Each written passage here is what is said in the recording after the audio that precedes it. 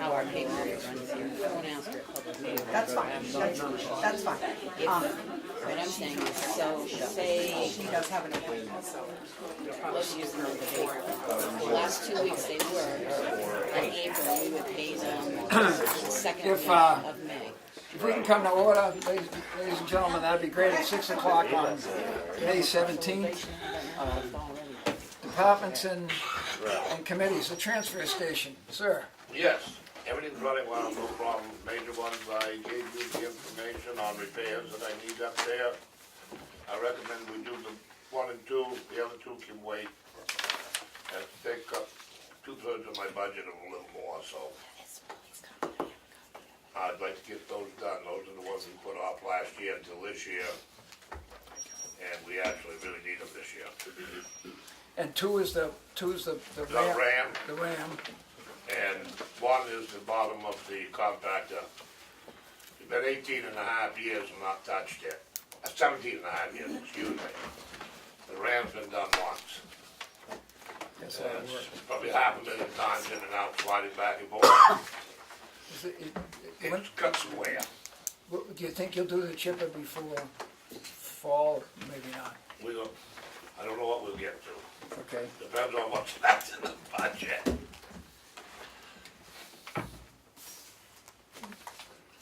So, I just wanted to give you guys these figures. It's about 33 for doing both the Ram and the floor. And the other 2, the spare compactor boxes, we can leave that on the back burner for a while. You want a motion from us to proceed? I would like to know whether or not you guys want to. I'm telling you, whether you want it or not, I'm going to do it. We got to, or I'm going to shut it down. One or the other. Doesn't make a difference to me. Motion to proceed with. Do we need a motion? It's in his budget, he was budgeted It for is, it. budget but is hard, but but I for some wanna make reason sure. we do it. I don't understand. I don't know why we always do it either. Probably don't have to. You know, it's I just want to run the numbers by you. a good deal. Appreciate that It's a information. little more than $5. It looks good. Yeah, but it's also It's a necessity. it's highly competent local talent. You know, Right. It's nice getting done in town. Okay. With the chipper, do you know how much the highway uses it versus what you use it? Maybe we could. It's travel over the road a lot more with them than it travels with me. Run that one more time? I said it travels over the road with the highway department a lot more than it travels with me. Just sits there with me. Right. But I was just thinking I of mean, stones coming off the wheels or something, the fenders are really bad. One taillight is broken off right now because of the rough roads, I think this spring, I don't know. The chip was quite old, I think it was a 92 or 3. And the fenders are pretty rusty, I've had them welded a couple of times, but I can't patch the patches. Well, I'm just wondering where, you know, it's a shared Right. piece of equipment. Why does the transfer station get stuck with the repair bills on it? Yeah. Just Okay. my thought. It's the way it is, it's under my department. All right, well, all right. If that could get in the CIP for next year, would you need heavy repairs to this year to get you through to It town don't need meeting? heavy repairs, no. On the chipper, no. Well, it might be something that you'd want to consider. I think we're supposed to let them know next month what we want on that. You know, I've been sitting with that piece of paper, thank you, Steve. Me too.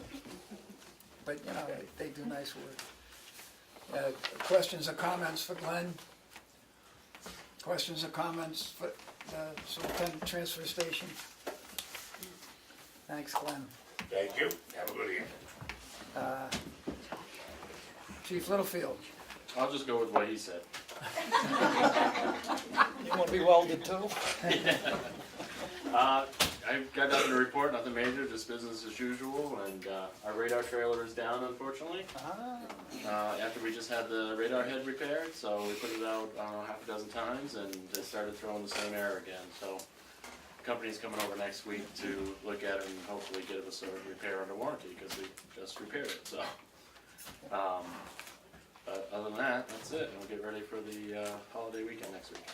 So, busy weekend for us. Hoorah. Crosby Kennett, every year, reminds one or two or three of us, and I'm pretty sure it's two of us today, that this, about putting the sign in the village on the east side of the bridge. Not the blinking sign that you got, you know, the height, just the speed limit 20. You And, gotta draw me a map. I'm sorry? You gotta draw me a map. And you know, I think it works well because if it goes up at Memorial Day, it's nice. But if it goes up before Memorial Day, it reminds the major culprits, who's us. There's more of us who's lived here all year round who have a heavy foot coming through Well, town. We'll start seeing heavy traffic on Thursday, so that's when everybody will start coming back. Hopefully it'll be fixed by then, but this was come Wednesday and. The sign that doesn't blink, Our radar sign. but don't you have just a sign that says, just on a, you know, like a sawhorse leg or something that says 20? No? I'm aware of. I thought you had a brand new sign down there. Can't sketch one, One thing. It was probably it might have been swallowed up in the garage cleaning when you were gone. Anyway, but that's not headed for the village, is it? Is the sign that, once you get it fixed, where would that go? Wherever he wants. Well, no, where, There's been some requests for it the other side of the bridge. He doesn't so wanna people tell you, have it gives coming it in away. town Other side of waiting. what bridge? Right This in the bridge right village. here in town. Coming Right down in the town. hill, Main Street, before Main you get to the Street. bridge. Oh, in the village? Yeah, yeah, Oh, So, Yeah, remind people. no. If you get a chance when it's fixed, we'd Yeah, great. yeah, absolutely. can you afford to not have it on 113 Saturdays? The farmers' market? I don't know. Just like to have it somewhere we can latch it to something. So it doesn't disappear on us. Anything else? We had the, participated with the Tamworth Congregational, had requested some sort of public safety forum. Mostly, I mean, it was open to everybody, but I think it was just a handful of members from the church attended. Otherwise, it was good information, so. That's it. Questions for the chief? Questions or comments for the chief? Thanks, chief. We're going to shorts next week. So. Is that something we're supposed to look forward to?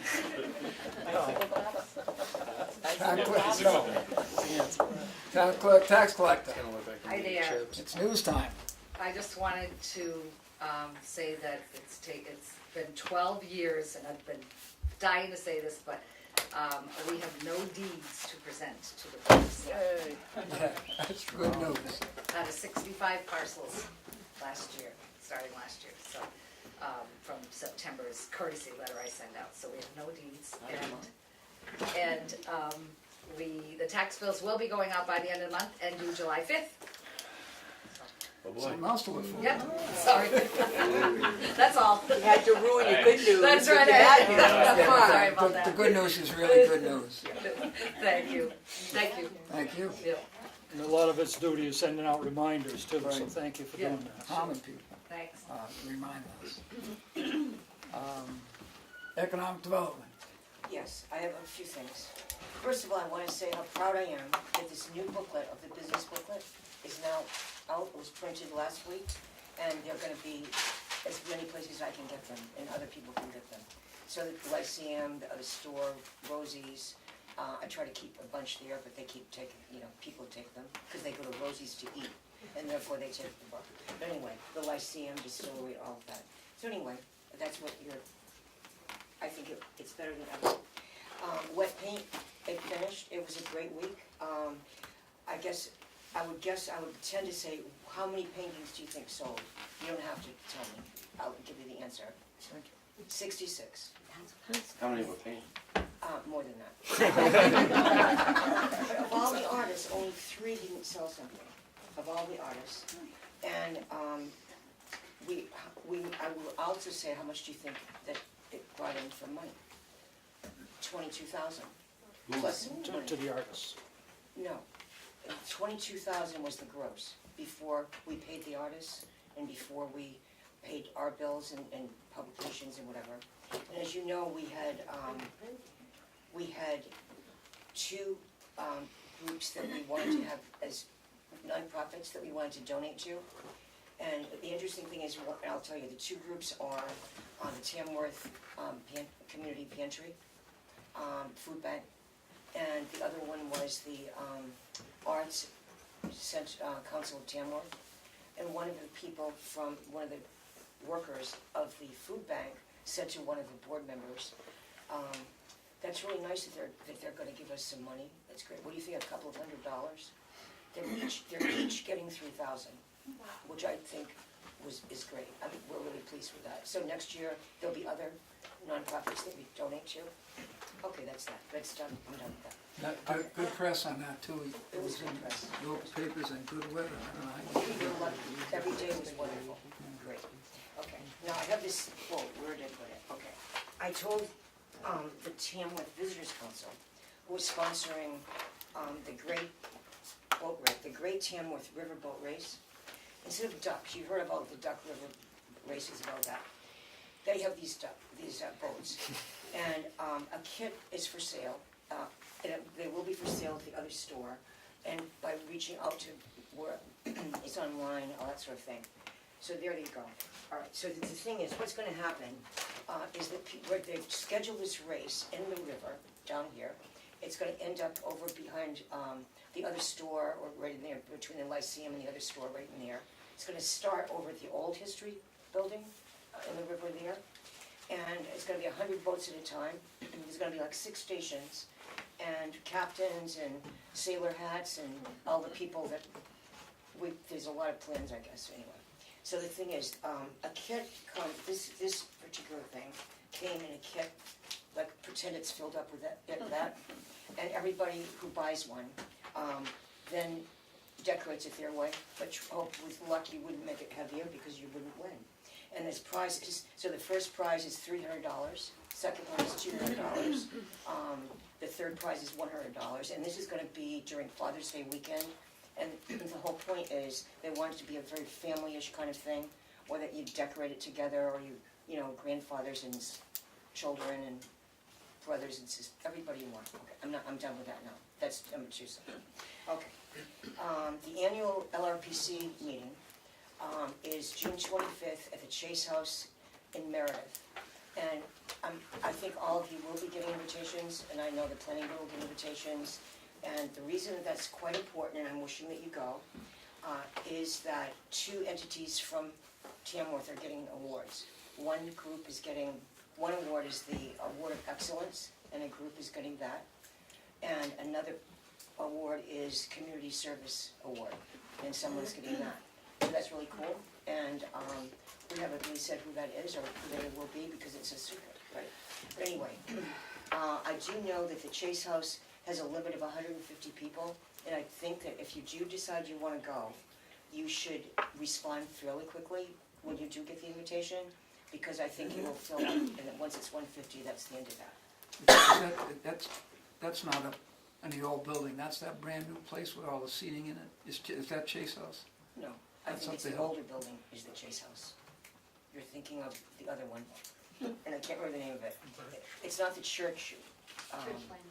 It's not Church Landing, it's Chase House. No. What are we talking about right now? Well, there's a new the new municipal building in Meredith. The Chase House is a restaurant. No, this is No. the Chase House Restaurant. Dawn. Yeah, it's the Chase House Restaurant. It's right at the 4-corner thing, right where, yeah. Okay, so it's important if you decide to go. And on May 21st, and I know Aaron's going because he's a commissioner now. On May 21st, LRPC commissioner meeting, and we've made sure that Albany's been invited, and it's for Route 16 safety. And there'll be a panel and some interesting speakers, and that's it, except to tell you the street fair is August 4th. August 4th. How much are the boats? $5. They're $39. Huh? I didn't set this, okay, but On the other hand, it's to allow the prizes to be given and all that. Did you say But, oh, and they were $39? designed Yeah. by Jeff Burke. Yeah, so, anyway. Yeah, well, Also, if you wanna email us any of your flyers, that way we, have a reminder and a heads up, and we can also post it on Yeah. our lobby. as soon as I'm given something, I was given the boat to Or show. whatever event, any of your Oh, events, okay. But us meaning the PD, we Okay, can well, just put them up in the lobby as well, and it kinda reminds us what's going on. that's good. Thank you, Dana. Is anybody else going down to the library? Because I was planning on going down to the library. If Erin's going, if a third person, Osby on the 21st, because if anybody else goes, we're gonna have to think about posting it as this meeting. I have a question I'm about gonna that. post it anyway. Oh, you are? Okay, Am I fine, thank correct, you. if the reason that you are together is for something else entirely, you're not meeting? Right. Is That's- that correct? It that's does not true, have but- to be posted, but we were trying to do it just as, Let people know where we are so they Right. can They come wanna into check town. in. while So we're if out they of see town. us at a meeting going, oh my God, they spoke to each other, they, Oh, you're right. Yeah, I think I'm going to that. Is that a Tuesday? No, it's a Monday. Monday, next Monday Monday. at 6. That's this coming Monday? Yep, Yeah, a week from, yeah, it's coming Monday. 6 to 8.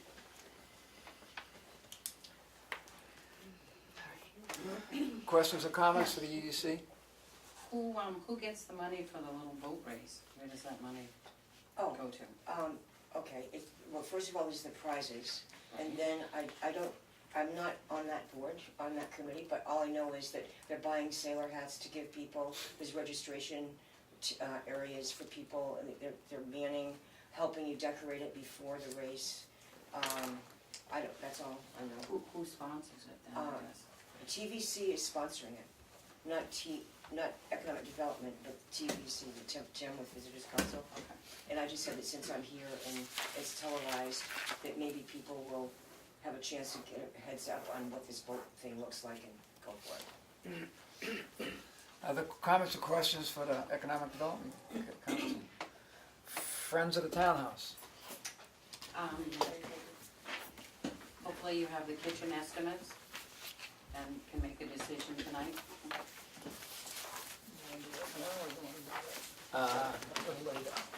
We do have them. Good. We have, I don't know if everybody's read this second During this one. You might want to pass that Do now. we want to do this now, or do we want to do this later, because we did If folks haven't had time to read it, I've read them. I've read them. both of them. I think we should do it now and get it over with. No brainer. Did you see both of them? Yeah, I've read them too. There's quite the difference in the bids, so I don't think it's gonna be a problem. And Well, I don't know if they're comparable. Yeah. Well, the only thing though is. Which one do you suggest? you want me to say it? Mark Fedden, because he's telling us what kind of cabinets and everything. There's more More detail, detail. more of what we wanted for the floor. Well, the thing is, what do you get for $3,000? You don't get Not a much. lot. Well, You're gonna spend that and then have another year. It's gonna be junk. I make a motion that we move forward with Mark Federn to do the kitchen repair at the townhouse. The price, labor and materials, $7,960, terms half down, balance on completion. I second it. discussion.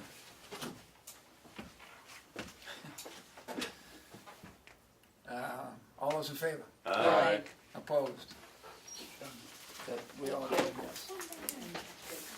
one other thing, the rummage sale coming up this Saturday. There is something for everybody. That building is full of, you name it. You stay out of there. It is You don't there. need any more junk. There's some good stuff, All good stuff. clothes, Washing machine motor, that's the big new washing thing. machine motor, we have a plastic towel, books, you name it. The guy took it apart, put it in a box. Questions for the friends of the, The other thing I will say is, we did meet with, Granite State Glass to get estimates for the doors because they were not in compliance with the fire chief's recommendations, and we should get those probably tomorrow, the estimates for the next meeting that you guys can look at, because the doors needed the push bar on them. The other thing we did want to know is the AED is missing No, from the building. I did it yesterday, and I was gonna ask you, I have a note in there to ask you to take it with you today, Oh, okay. because I'm not Yep. sure where it's gonna be. Where's that? Is it that It's in on the the, closet? it's on the floor, yeah, that's one of the Closet? ones, yeah. Okay. I just Before didn't you know which leave. one that was. And in getting ready for the guy to do the upstairs floor, there were two big black storage containers that are the rec departments. And they need to go to the rec department building. How do we get them there? Need a truck. Yeah, they're big. Pickup truck or, Yeah, Yeah, we have little cars. I'll just ask Yes, sir. Parker. wait, Okay, have you, They're outside the Postpone? building. there yeah. one? We, They're right outside the building, easy to Yeah. pick up. Oh, okay. well, we put them back in at night. Yeah. I was gonna try and scoop them up, take them down, but I didn't make it. Yeah. So probably tomorrow would be better than, when's your sale? Saturday. Saturday. 9 to 1. I think that's it, right? For the Any- thing? Comments for the Friends of the Townhouse? Thanks for doing what you're doing. Sure. Kate was here. Right. The next, we'll wait to do the administrative. Ms. Kate Miller is here to discuss the, yeah?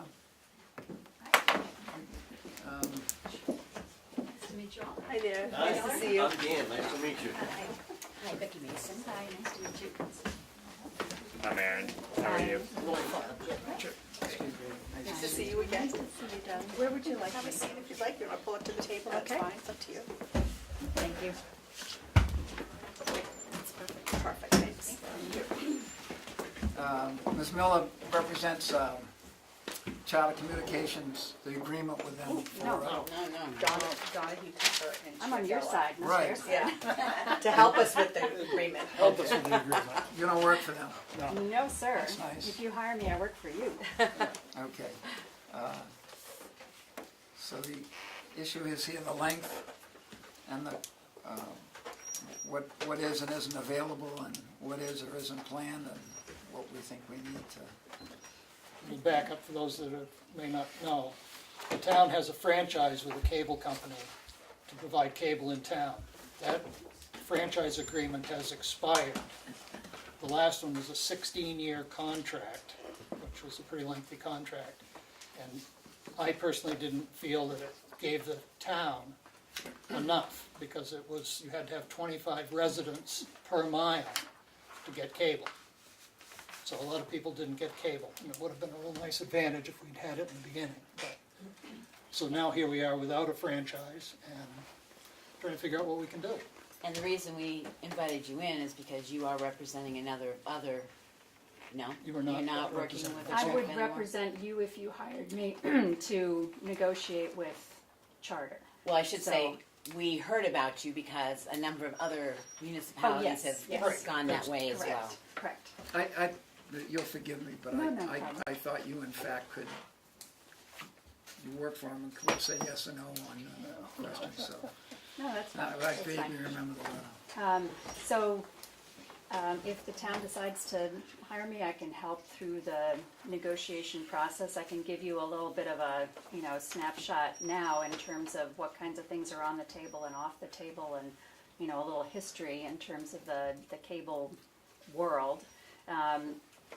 You probably remember cable TV came around in the 80s and 90s. Probably made it up here, maybe a little bit later than that. Originally, the idea was there were going to be lots of independent cable companies, lots of little mom and pop companies, and I think he started with a smaller company, Frontier, that was then Adelphia, and then Time Warner after Adelphia went bankrupt, and now it's been transferred to Charter. So as you can see, just through the transfer of your franchise, it's gone from smaller companies to bigger ones. And the laws that were passed in the 1980s and 90s, primarily in Congress, most of the cable law is federal, anticipated that the market would help to keep service strong and prices down because there would be lots of cable operators competing for viewers' business. So a town would have more than one cable operator in it. That was the theory. The reality has been exactly the opposite. So once a cable company came in, got its stuff onto the poles and strung up its cable and started serving customers, it was a really big cost hurdle for another company to come in, also put its stuff up on the poles and string its cable around town and then try to lure away customers.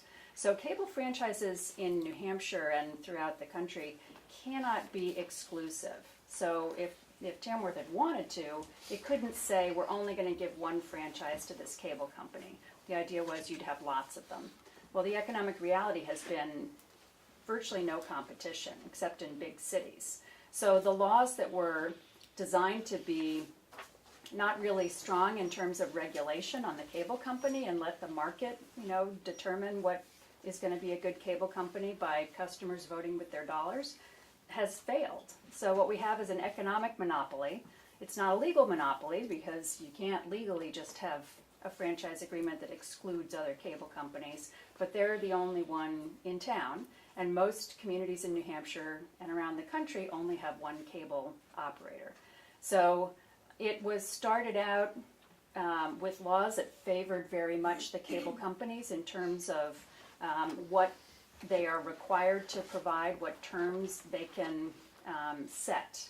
And it doesn't give a lot of leverage to municipalities. The one thing that you have is that in order, by New Hampshire law and federal law, in order for them to be in your public rights of way, which is public property, up on those poles, they need the permission of the Board of Selectmen as the franchising authority to be able to use that public property. So the franchise agreement is essentially that permission for them to be in the public right of way. They still have to get permission from the pole owners, whether it's the power company or the phone company or a combination, to attach to those poles, but the permission to be in the public right of way is given by the town. So you've got a kind of a lopsided bargaining power where they're the only folks who are providing service. The things that the town can negotiate for exclude a lot of stuff you would think you'd be able to talk about. So that density formula, the 25 homes per mile, I drove here, I've been through this area but not actually into the town. How many homes and neighborhoods do you have that meet that 25 homes per mile? I mean, it's a pretty spread out, nice rural town, and that's a challenge in a lot of communities. The difficulty is that if they make a proposal to renew with the same number of homes per mile, and that's pretty much what they offer in lots of other communities, it's defined as reasonable under the cable law because they offer the same lousy formula to other communities. It's a kind of self-defining standard. So other communities have slightly better density numbers. Comcast generally does about 20 homes per mile, which may not really help you a whole lot.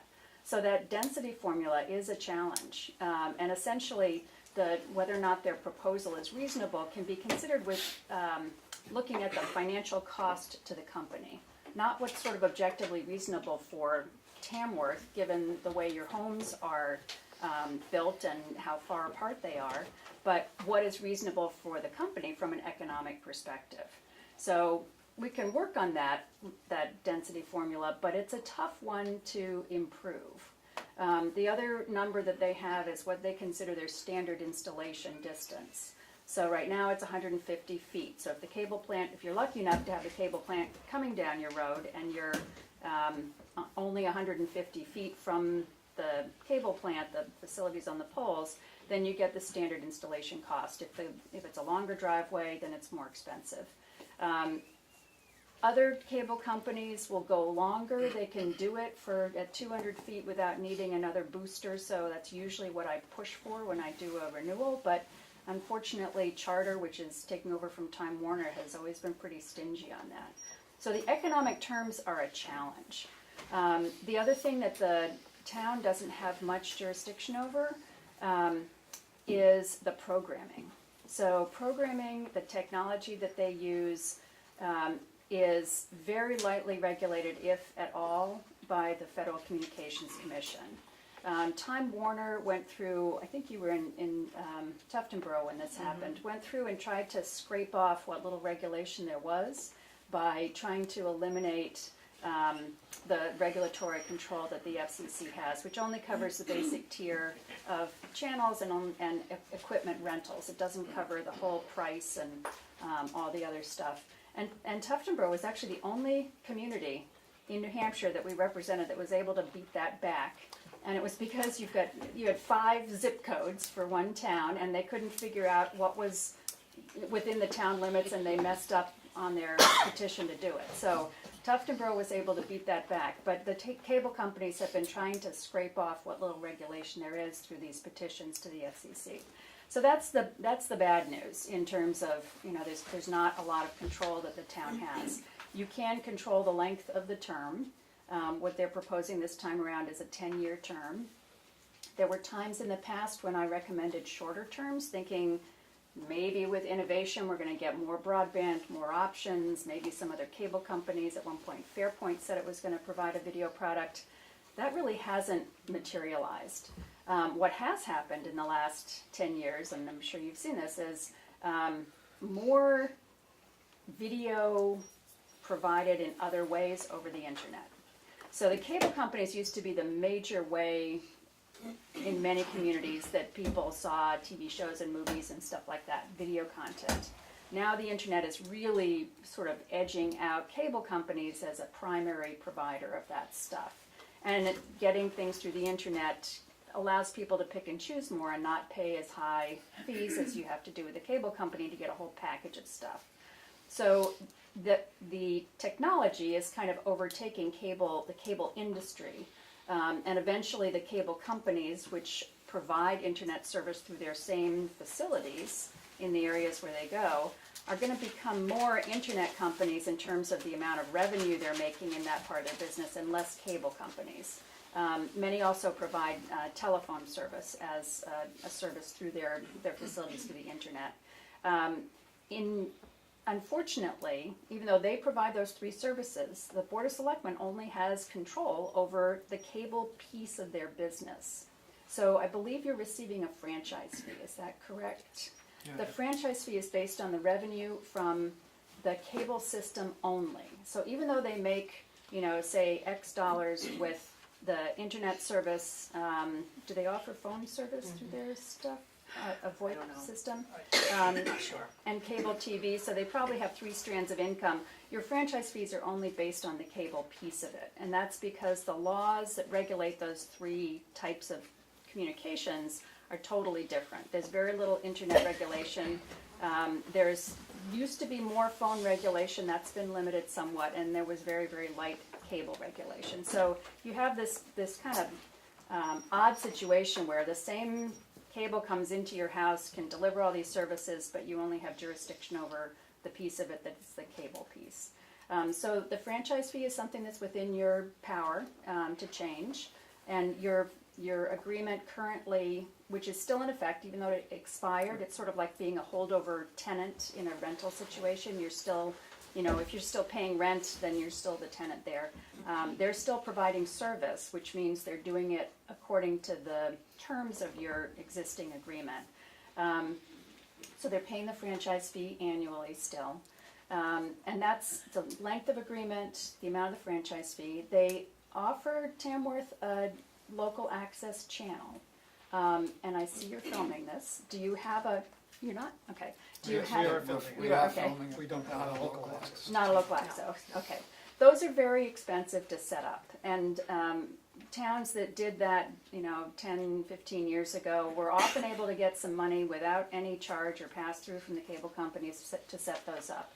The days of getting free money from the cable company are gone. They will pass that through on the bills of the subscribers. So if you wanted to do, more with video presentations of your meetings and stuff, the cable way is the most expensive way to go, and I generally not recommend it. The franchise fee is Yes. also, that is directly billed to the users. Is That's it exactly not? right. And then just passed to the town, so it really does not affect the cable company's income stream. Not a bit, not a bit. They don't like franchise fees because it makes the cable bill overall higher, and cable companies have been raising their rates quite dramatically in the last, 10, 15 years. And cable customers don't like that. So anything that adds to their bill, they don't like. But it is something that's permitted by law. And if you think about it, essentially they're using public property, which is the public right-of-way, to reach all of their customers. If they couldn't go in the right-of-way, they wouldn't have a business. If the town had a piece of land with a building on it that it wasn't using and it rented it to a company that ran a store or something like that, if the town didn't charge rent for that private business, it would probably not be considered a prudent use of town property. So the franchise fees are really a prudent use of the public right-of-way by the cable company to help cover the cost for the town.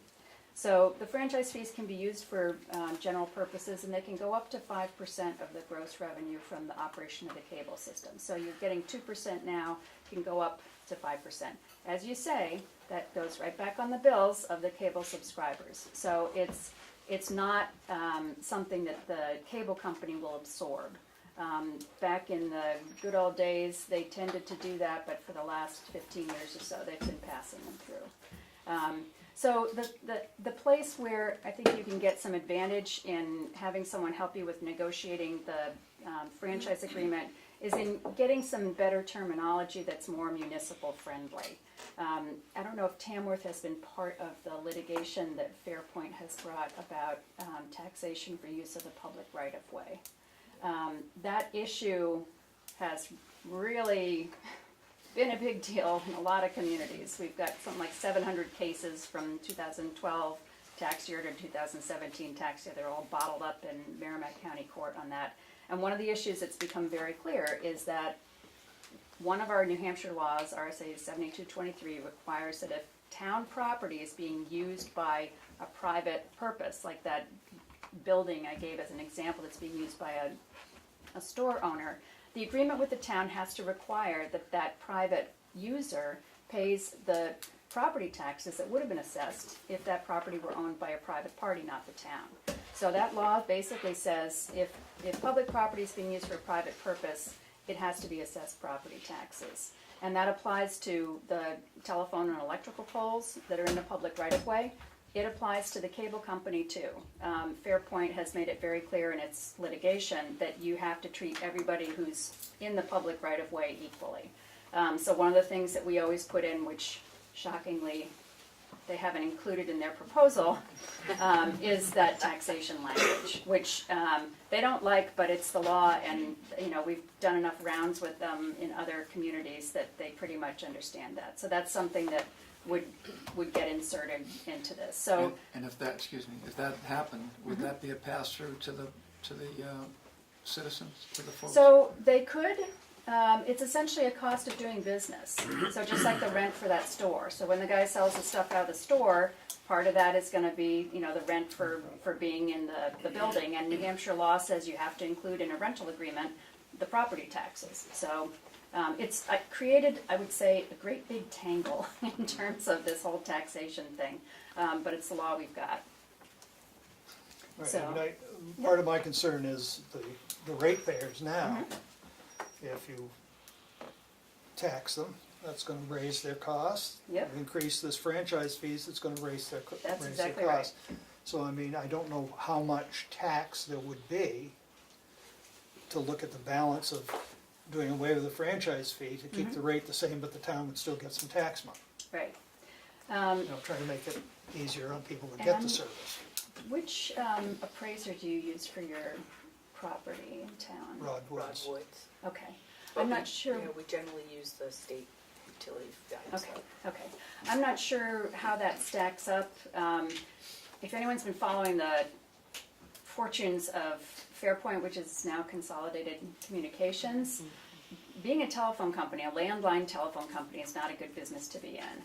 Being a cable TV company is still a good business to be in. They generally are making money, and they're going to continue to make money because they're already on those telephone poles, and even if their cable stuff goes away, they're going to be an internet company, and that's where everybody is living now, is the internet. So more and more of the revenue from the use of the public right-of-way, in terms of dollars earned, is coming to the cable company. So some assessors are saying, I'm gonna look at the income that's being generated off the use of the public right-of-way, and Fairpoint, which is Consolidated Communications, is struggling. It's not getting a whole lot, but, Charter is still making a lot of money. So sometimes it's disproportionately greater than you would think based on that sort of income approach. So the tax piece of it, I don't get into. I leave that up to your appraiser and you folks to figure out how you want to do it. What is important is to have that in the franchise agreement, because otherwise you're going to have Consolidated Communications wrapping that around your neck in a lawsuit, and if it's not them, it'll be someone else. So that even-handed use of the right-of-way. What's the time frame on this? For which? When do we have to? It's passed, so I would say it's whenever we send in and It they, expired, I think, was it In March. 31st of March. 31st of Yeah. March? right, so unless they threaten us that they're gonna shut down all the cable because they don't have an agreement with me, it's a month by month by month. So they won't do that. Right, because they don't wanna waste Because money. their most valuable asset, and even more valuable than the physical plant they have, are the franchise agreements, because Right. it's basically a license to make money. So they will not give up the franchise. The only way that the town can kick them out is if they are in violation of the existing franchise agreement and they are notified and they are unable to bring themselves into compliance, which is unlikely. Or they make a proposal that is unreasonable. As I mentioned at the beginning, they kind of define what reasonable is by what they offer to other communities and what the cost is. From my perspective, 25 homes per mile is not reasonable for a community like this. They look at it from a national perspective. They want to have a consistent franchise agreement in every community in America where they do business. That's a tough one, because trying to customize things like that make a big difference for this community can be a bit of a challenge. The things that we've offered as sweeteners in the past, like maybe give you a few more years on your franchise agreement. Interestingly, the cable companies used to want really long franchise agreements. I mean, they wanted 15 years, 25 years. Now they're looking at the end of cable, which is a regulated business, and the wide open world of the internet, which is totally unregulated at this point, and they're not wanting to be bound by a long agreement. So I've offered a 15-year agreement in exchange for some concessions that the cable company was giving in another community. 15 years, they said, no, thank you, we'll stick with 10. So their, I think, time horizon for how long are they going to be doing business the way they're doing it now is probably about 10 years. So, But when they still have their infrastructure on the poles, so they're still going to be paying some type of a fee for the use of that right-of-way, whether they're broadcasting TV or not. Correct, and interestingly, one of the things that they're putting, and other companies are putting into their new franchise proposals, is a request which I am constantly taking out, which is, should we no longer provide cable service and no longer have a franchise, in other words, we don't choose to renew it in another 10 years, we want to be able to keep our stuff on the poles in your right-of-way, and they want to put that in the agreement. Well, once the agreement is expired, that gives them no authority to be on the poles, and I've been taking that out. But it's in their newest proposal, which is, whatever we might be doing there, we still want to be in your right-of-way, and the answer is, you want to be in the right-of-way, you come and request a license the way the pole and conduit people do, and we'll look at your, petition for a license, and if it's appropriate, we'll grant it, but if not, we won't. So in other words, they couldn't just stop the cable business, run internet, and ignore us, basically. Well, they're trying. They're trying hard, and if you didn't have someone who said, oh, I know what this means, this little piece tucked in the back of the document, it's a kind of a sleeper, and I think not every community realizes what it implies. But you're in a sort of the end of an era that never fully served you. The cable industry was very robust in many communities, and you never really got that great service, and now that era is kind of tailing off. So it's going to be a bit of a challenge. So what I'd suggest as a start, I give a little handout here that's kind of the whole soup to nuts process, which doesn't need to be as elaborate, let me just pass these down, as every step in this little diagram, but this sort of shows the whole thing. So The first step is at some point they sent you a notification that they wanted to renew the franchise, which was probably 3 years ago. Because the renewal window for them to say we want to renew your franchise is 3 years ago. If you don't have a record of that, then that's the first question to ask them, which is, please show us a copy of the letter you sent to the town requesting renewal. Because if they haven't requested renewal, they've really blown it, and then we've got some leverage. So the first thing I'd recommend we do is an audit of, and that's the next little icon here, the person scratching their head. The next thing I'd recommend we do is to look at all the requirements under the Franchise Act and under your existing franchise agreement and see if they've actually done them. Can they show us that they've paid the franchise fees every year? Can they show us that they're providing service to the municipal and school buildings that they said they would provide for free? Did they send that letter to the town requesting renewal? And we will send the same questions to you folks and ask you to answer them to the extent you have any information on them. So if you have a letter, then great, fish it out and show it to me. But if you don't, I'm not going to assume they sent it. And if they can't produce it, I think they've got a problem. And it's those areas where we might be able to get a little leverage that may be able to get you things that are really important, like trying to reduce that density formula. If they didn't comply with the Cable Act in terms of requesting renewal, they really have no business still providing service, and that's a very risky place for them to be. So they are more likely to be willing to talk about things that they wouldn't necessarily want to do. It makes sense to kind of hear from folks in the community in terms of what people are interested in for future cable-related needs.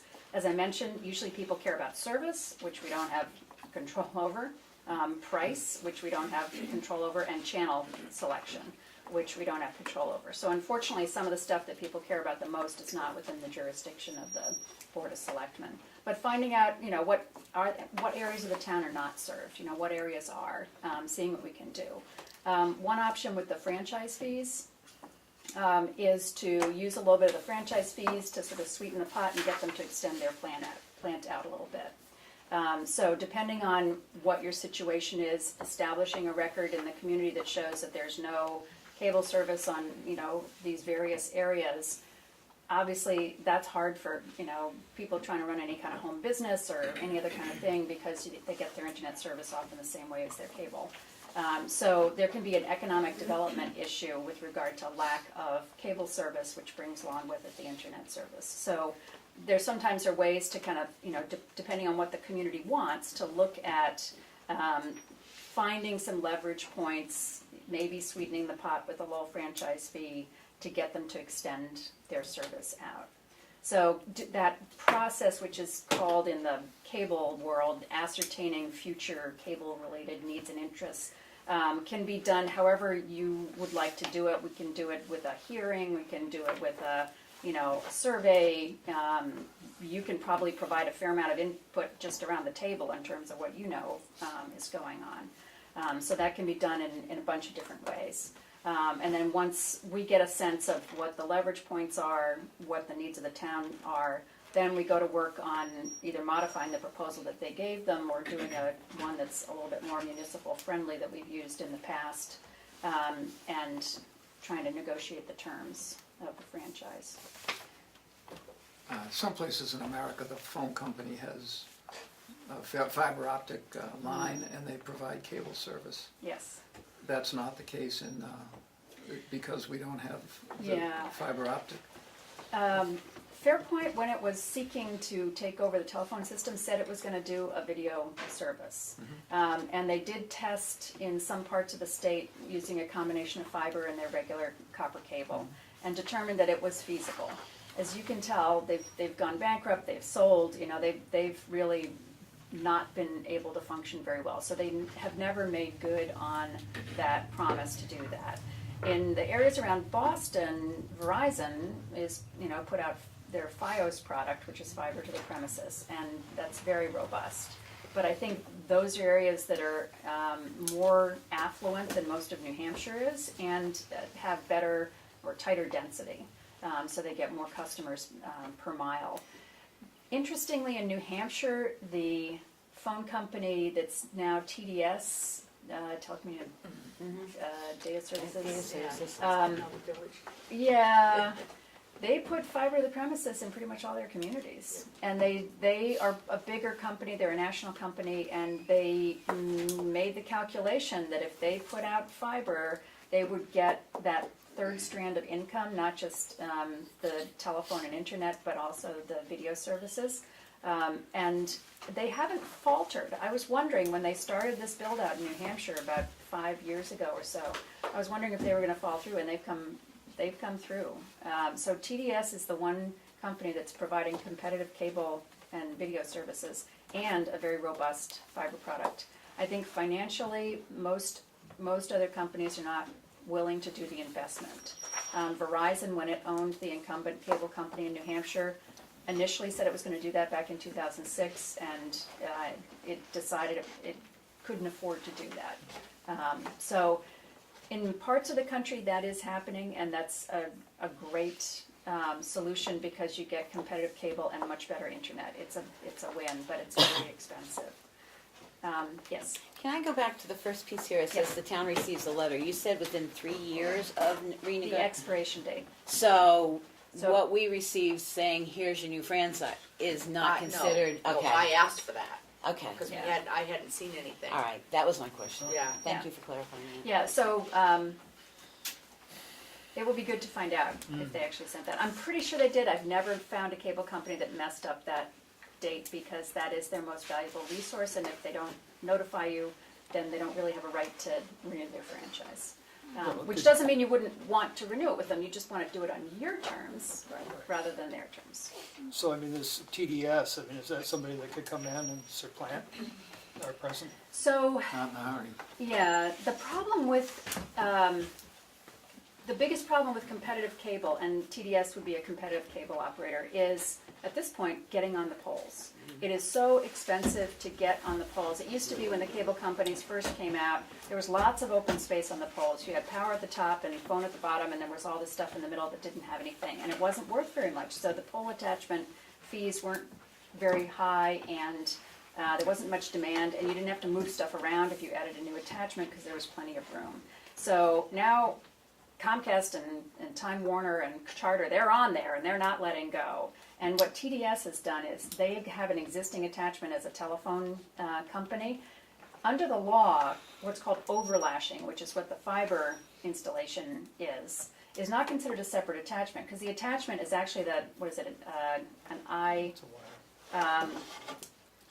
bolt. Yeah.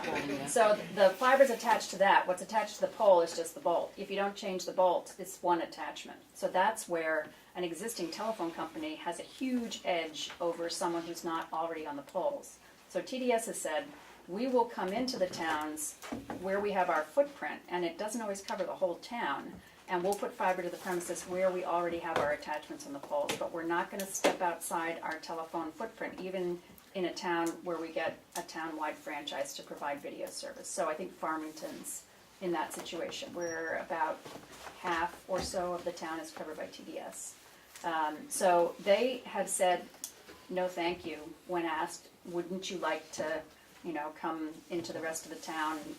And it's the cost for getting onto the poles. Right now, there actually are new rules being proposed in the PUC in New Hampshire to change some of the challenges for newcomers getting on the poles to make it quicker and cheaper for that to happen. Right now, what has to happen is a survey. Someone says, okay, we have to move these other attachments.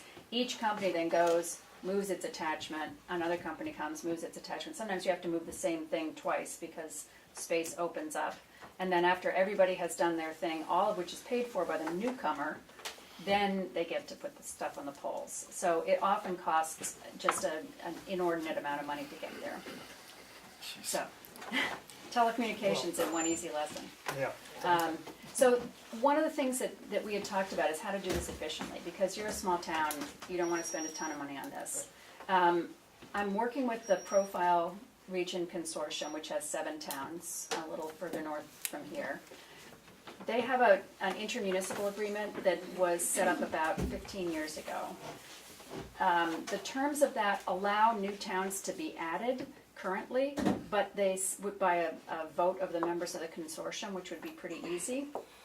But it requires that all of the money that's been paid in for the last 15 years needs to be paid in by the newcomer in order to join the consortium.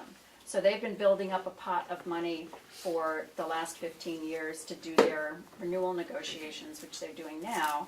And I think it's about $800 a year, which for 15 years is a lot of money. Yes, it is. So if they change that agreement, it would have to be passed by the select boards in all 7 of the towns, and that's a pretty hard thing to get done. So I'm not sure that officially it'll be easy to add other towns. The good news is, Charter wants to have one standard agreement and not like every town totally different. So I'm gonna be working on one standard agreement for all the towns, which are about 9 now that I represent that have charter, 7 in the Profile Consortium and a couple others. So there would be efficiency, and I would plan to split my time so that it's sort of prorated. So if I'm doing work for Tamworth along with the other communities, you pay a piece of it, not 100% of it, as if I'm writing a brand new agreement from scratch for you. So that would keep the costs down a bit. It's hard to estimate how much it might cost. It depends a lot on what Time Warner does, Charter, how easy they are to work with. If there are things that are important to the town and you really want to push for them, that may take more time and more effort, and we'd need to build a record, like seeing if they ever sent this letter, doing the audit, that kind of stuff gives you ammunition. But it does cost more to do it that way. What are we looking for a ballpark figure? It's hard to say. So my rate is $190 an hour. This meeting is free, so you're getting all this good stuff for free. I would say, and one of the problems is I'm down in the seacoast. So in the future, I would probably talk with you folks by phone, so you wouldn't have to pay for me to come up here, because that's expensive. I would say it's likely to be at least 5,000 under the normal billing, probably between 5 and 9, depending on what they do. It could be less with this shared, cost sharing. And that's really where I'm not sure where that might go. I've found that of the cable companies I've worked with, which is about 4 of them, the folks who are doing charter used to be Time Warner. It's the same negotiators, and they're the hardest to deal with. They really, really, really are difficult. So it's harder to get what you want. But you can always call the shots. You're the client, and you can say, okay, let's make a play for getting X, Y, and Z. If they say, no budging, and we don't have much leverage to push on, you can authorize me to say, fold your tent, just mark up the agreement, make it as good as we can make it, and we'll go from there. If we have leverage, it's a lot easier to get what you want. I'm wondering if they've been paying their tax. Have you been assessing tax on them? That's what I'm wondering. They did a tax bill. They do? And I'm pretty sure they pay it. The cable companies, one cable Well, company okay, fought I it. just- Yeah, no, they get a tax bill. Okay, I'll have to look it up, see how much it is. I think this is a lot to digest. I need to really think on this. Right. Yeah, But we we want needed some to time. have some I want to talk to some folks knowledge. that have cable in town, because Yeah, nobody in my neighborhood does. Okay. I have it. Yeah. But a look on your face. Well, what she's saying is what's happening is the cable companies are going to stop selling boxes because everybody's streaming. So they're always going to be providing broadband services. And whether you get your content off the internet or you buy a box to get it through the cable, but you need it for your internet is basically what you need it for. To do your business, to download content, whatever. And like everything else, public bodies can't negotiate because we can't negotiate in private, and public negotiations is not negotiations. Right. So You can do a consultation with legal counsel. So if there are various points that you want to talk about in terms of strategy, we can do that in a way that's not gonna tip the hand. Right. Yeah. But- But I think that's a. But if you're talking a contract that Yes. hasn't been accepted yet, you can't, no, I'm saying to Steve, you can go into non-public to discuss details of the I contract, believe that's only for one that's been presented. collective bargaining. No, it's any contract, I believe. I I'll don't double know. check. But anyway, I think, I agree, we need to digest this, but the first place I'd like to see is if they send us a letter. Oh, right, I'll have to do some thinking And for we'll get that, that, sure. and we can talk to some folks, and then we can discuss it among ourselves, and Yeah, I mean, it's gonna that's be in the public, reason I we would had think. today was this initial But we've got an idea where we're standing. Yeah, And see how much we're taking. so now you've I got mean, some, whether it's even worth hassling a lot with them. I mean, that's the other line. Is it worth the dollars spent? We're gonna get anything better for it, or are they just gonna pass the fee on to? well, you the gotta do consumer? some stuff to get current with the law, that's your problem. So the Fairpoint litigation taught us that you can't just like not update things, because you're gonna run into other problems with that. So I mean, simply to update the agreement and not try and chase down and get a lot of things. I mean, how complicated is that? That can't be the So, $5,000 to $9,000. yeah, but what they've got is stuff that's really not good for you, like let us leave our stuff up on the poles. Regardless. And so you say no, and they say, well, that's absolutely something that we have to insist on. So that's where there's some back and forth, so. The other But I thing mean, that, does the law give them the right to leave it up there if they go out of business or stop servicing the absolutely town? not, and that's what I say, the law says you can't do Yeah, that. so- In New Hampshire, it says in order to be in the public right of way, you gotta have a license or a permit, Right, so. So they'd have to pull it. yeah. So, but easier said than done. So the times that we have gotten to the point of saying this town is not gonna renew your franchise, the next day we get a letter from a Boston law firm saying we will see you in federal court, we're sending our tanks up 95 and we will flatten you. So they play very hardball if the town goes to the point of saying we're not gonna renew. And then you end up having to pay the cost of dealing with that. The best benefit for the town, in my opinion, is to do the spade work to develop the record. Did they not send that letter? You know, what parts of town are not served? Have people requested service in areas where they should be getting it and they're not getting it? All that kind of stuff gives you the leverage to be able to get the things that you need in the town. Getting the stuff that's bad out of the document, their new definition of gross revenue for the franchise fees would actually reduce the amount of money that the town's getting. So they changed basically the pie on which your 2% is now calculated. So there's a lot of stuff that is relatively subtle, but is gonna end up either with a violation of the law, like no tax language and keep your stuff on the polls, or is disadvantageous to the town because it's gonna reduce your franchise fees. So they're not, they didn't just offer you the same franchise agreement with a new date. They made it more beneficial for them. What a surprise. You said that their install is 20 to 25 homes per mile. That's what that's their based on- density formula is, And according that's to them. based on the subscriptions they're gonna get, the annual subscriptions for. But is there a way that they would all accept a payment or a higher price to pay for If- the install? Yes, usually they'll do a formula. They don't have it in their document, but usually they'll do a formula where if you've got, 15 homes per mile and people are willing to kick in the rest of it, it is expensive. That's why they don't Right. do it. It's between $10,000 and $20,000 per mile usually to string the fiber, and they're gonna put fiber, not the old coax, because that's where the future is. So, they sort of set the standard in terms of what they will do. It's what the customer wants. I mean, it's a good thing to have fiber, but it's very expensive.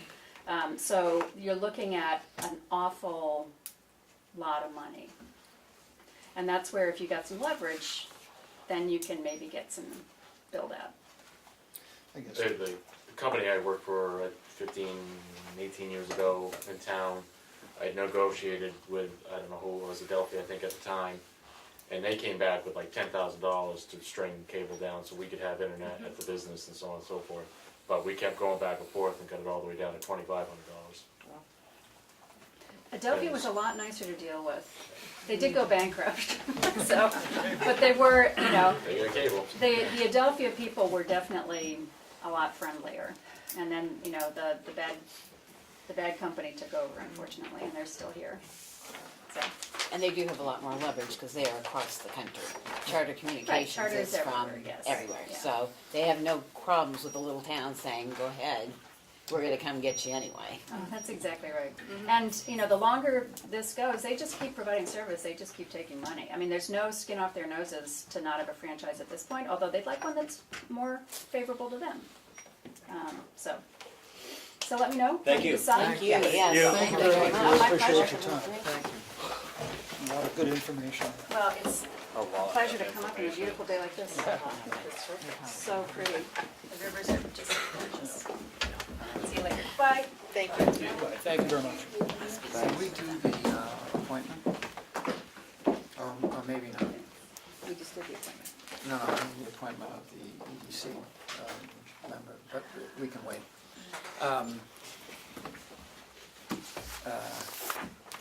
Thank you very much for your patience thus far, and at least I'll ask you for a little bit more. We have I'm going to make a motion to go into a non-public session for a very few minutes. And the reason is that we have a procedural question to answer, but part of the information is attorney-client stuff that we're not supposed to sit here and, I don't know. So it will not take us long, and we'll get up and go in one of the So you don't other have to rooms. leave. Right. We're gonna, well, first we have to take the vote. And we'll close the door so you don't get to leave, because we really are going to do this. Don't leave. And you guys Yeah. can stay here. More We're to gonna come. go. More to come. So, Don't like to win. I have a motion to go into non-public session under RSA 91-3, Roman numeral 2L, which is a public body to enter non-public session to consider advice received from legal counsel. So, both are really in writing. I'll make a second that. Poirier, yes. Now you can discuss it, it's been seconded, so Huh? I you wanna seconded discuss that. something? No. No. Oh, roll call. Yep. It's been Poirier, seconded. yes. It's been said. Yep. Yep. Yes. Great, yes. We'll be back in short order. Yeah. Since, the next order of business is public comment. And over the last few meetings, public comment has included substantially, the majority of it has been about the noise ordinance and application of the noise ordinance and enforcement or timing or et cetera. So we discussed it, we had the lawyer up, and we discussed it with a lawyer, and I, trying to be careful as I can here. So we have the advice of counsel. There are questions on the ordinance itself, and there are questions on, there's research and other things to do an analysis of the nature and the scope and the location of any problems or none thereof. So in fact, we're not in a position yet to determine, to take a vote of this body, whether to start to enforce the ordinance, whether to enforce the ordinance at this time, or how to go about it, and there's an awful lot of questions we have left. And some of that research is being done, and each time we meet or every week, there's some additional information that is on file with the town administrator in terms of equipment and ideas and et cetera. According to the path that we agreed on, now, I don't think probably in public, we're pleased to have Mr. Hollenscheid, officer of CMI, who we hope to have some discussions with to help us to provide information that would be of value to everybody who's concerned about the whole thing. if that sounds a little mealy-mouthed, I think I did a nice mealy-mouth. And the thing is that there's some disagreement on the board as to the best way to proceed. And mea culpa, I've avoided taking or asking for a motion to establish the procedure until we have more information and have considered all of the concerns about the ordinance itself that the lawyer brought up. Given that, the next order is public comment, and you'll be interested to know, in the interest of getting supper finally, that we all, all of us sitting here, including the town administrator and the finance director, have gone through an 8-hour training session on how to do this, how to be a selectman, how to be a planning board member, etc. 6 of us, 1, 2, 3, 4, 5, 6, 7, 6 of us did so on Tuesday, and it was informative, and they gave us books, and they did, and among that was, I got castigated for a variety of reasons, at which point, about the length of meetings and a public comment, at which point my brothers and sisters got up and applauded. So, I mean, that's even a broad enough hint for me. So, one of the things they mentioned was that during public comment, you can establish a time limit, and we used to have a time limit, and I thought that was not very good for anybody because, sometimes you got more than 2 minutes and 42 seconds left to go, and somebody was sitting there timing you, and it's not good for your train of thought. And so I would prefer not to, but I can get outvoted on that. Secondly, the purpose of public comment is for an individual or a group of people to address concerns to the board, who clearly would need a motion to respond accurately. And so it's primarily to give us information and to ask any pertinent questions that we in fact can answer. But sometimes, I can't answer for the board, and he can't answer for the board, she can't, it's gonna be, we have to sit and make motions and stuff like that. What is supposed to be excluded from that is a conversation between a couple of members of the public, which we would ask that you, if there's somebody who says something and you would like to discuss that with that person, we'd like you to do exactly that, to invite the person to discuss that with you, not here, rather than to respond to somebody else's comment, which would require a response to somebody else's comment. And I'm very leery of not entertaining. We haven't been real good at entertaining and trying to get public input. I think we've done a much better job in the last 2 years than we had before, and we don't want to not do that. So if we could, we'll try public comment. If you have a comment to make, we'll take note of that. We won't ignore it, but we probably cannot act on that immediately, and we'll try and provide whatever information we have. Public comment? You're killing me. You're killing me.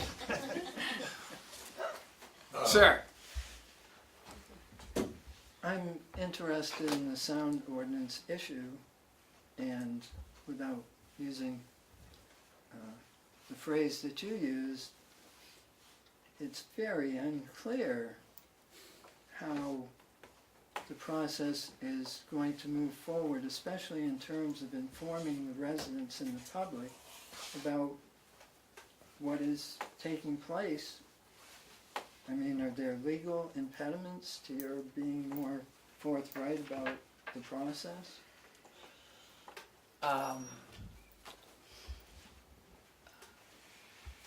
The lawyer has an opinion, not statement of fact, but has an opinion that there is or there might be. What do you prefer? Might be some difficulties with the ordinance. And how will that be determined? It won't, I don't think it will be, I don't think the board will vote on that particular issues affected by the lawyer's opinion until and unless we have analysis, information, identification of the nature and the scope and the size and the place of any potential violations. So, I know that, you know, we're approaching the mills of God on this in terms of how slowly they grind, but we really are getting it done, and there's paperwork, and there's things to submit to people about equipment that they can consider, and we have people downloading on their phone, and we have a evaluation of an IOSH. Is CMI providing information? We're glad to see CMI here with us, and we have requested, and we expect to be able to talk further with CMI about data that they might have that would be of value to But us. you haven't received any information yet? Well, he says no. No, we haven't. No, but if you recall, some of that was in consultation with a lawyer and with their lawyer, and others of it. There was at least one slowing down of the thing, which was a legitimate personal problem with some of the folks involved. So we'll request again. Mr. Hohenscheid might want to discuss that now, or he might just want to discuss that with fewer folks, or however he wants to do. Thank you. Sir. Mr. Chairman, well, is there any other public comments? I just want, is it appropriate that when people speak in the public comment to say who they are? Yes. Yes. I mean, is that something that can be done? Yep. Because I got if you taken. wanted to have a conversation with somebody, Right. I got taken to school again on Tuesday. I'm happy to do that if everybody does it. Yeah, and Because I don't know everybody, a lot Right. of people already know each other, I know some of you, but, so, I'm Martin Frank, I'm Thank a you. resident, taxpayer, live on Ball Hill Road. Right, and did a lot of work for us on the municipal building committee, we appreciate it, the safety committee. Heidi, I'm Heidi Palmer, and I'm just wondering if you guys have discussed a procedure on enforcement of this ordinance. I'm sorry? How are you going to plan to enforce the sound ordinance? I'm just curious. We don't know yet because we don't know the nature, the scope, and et cetera. I was just curious if you'd look. Yeah, I mean, we're pretty sure enforcement will require measuring and location, and as somebody said here once, weather, it could be weather affected, it's not easy. And also, you know, if it came to it, I can't write a citation. I'm not sure exactly how the state would tell us what to do So and how to do it. it would be a citation. Right. Great. Thank you. Mr. Chairman, I'm Jim Hohenscheid, I'm president of Club Motorsports, and I appreciate the chance to come in front of the board. At first, I wasn't going to open a dialogue because I feared that this was going to be in litigation. That was certainly a major concern.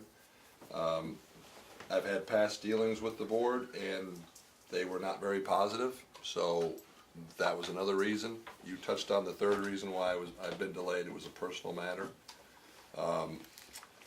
But I was contacted after the town election, I was contacted by Jim Hidden, and he suggested that we open a dialogue, try to have a conversation.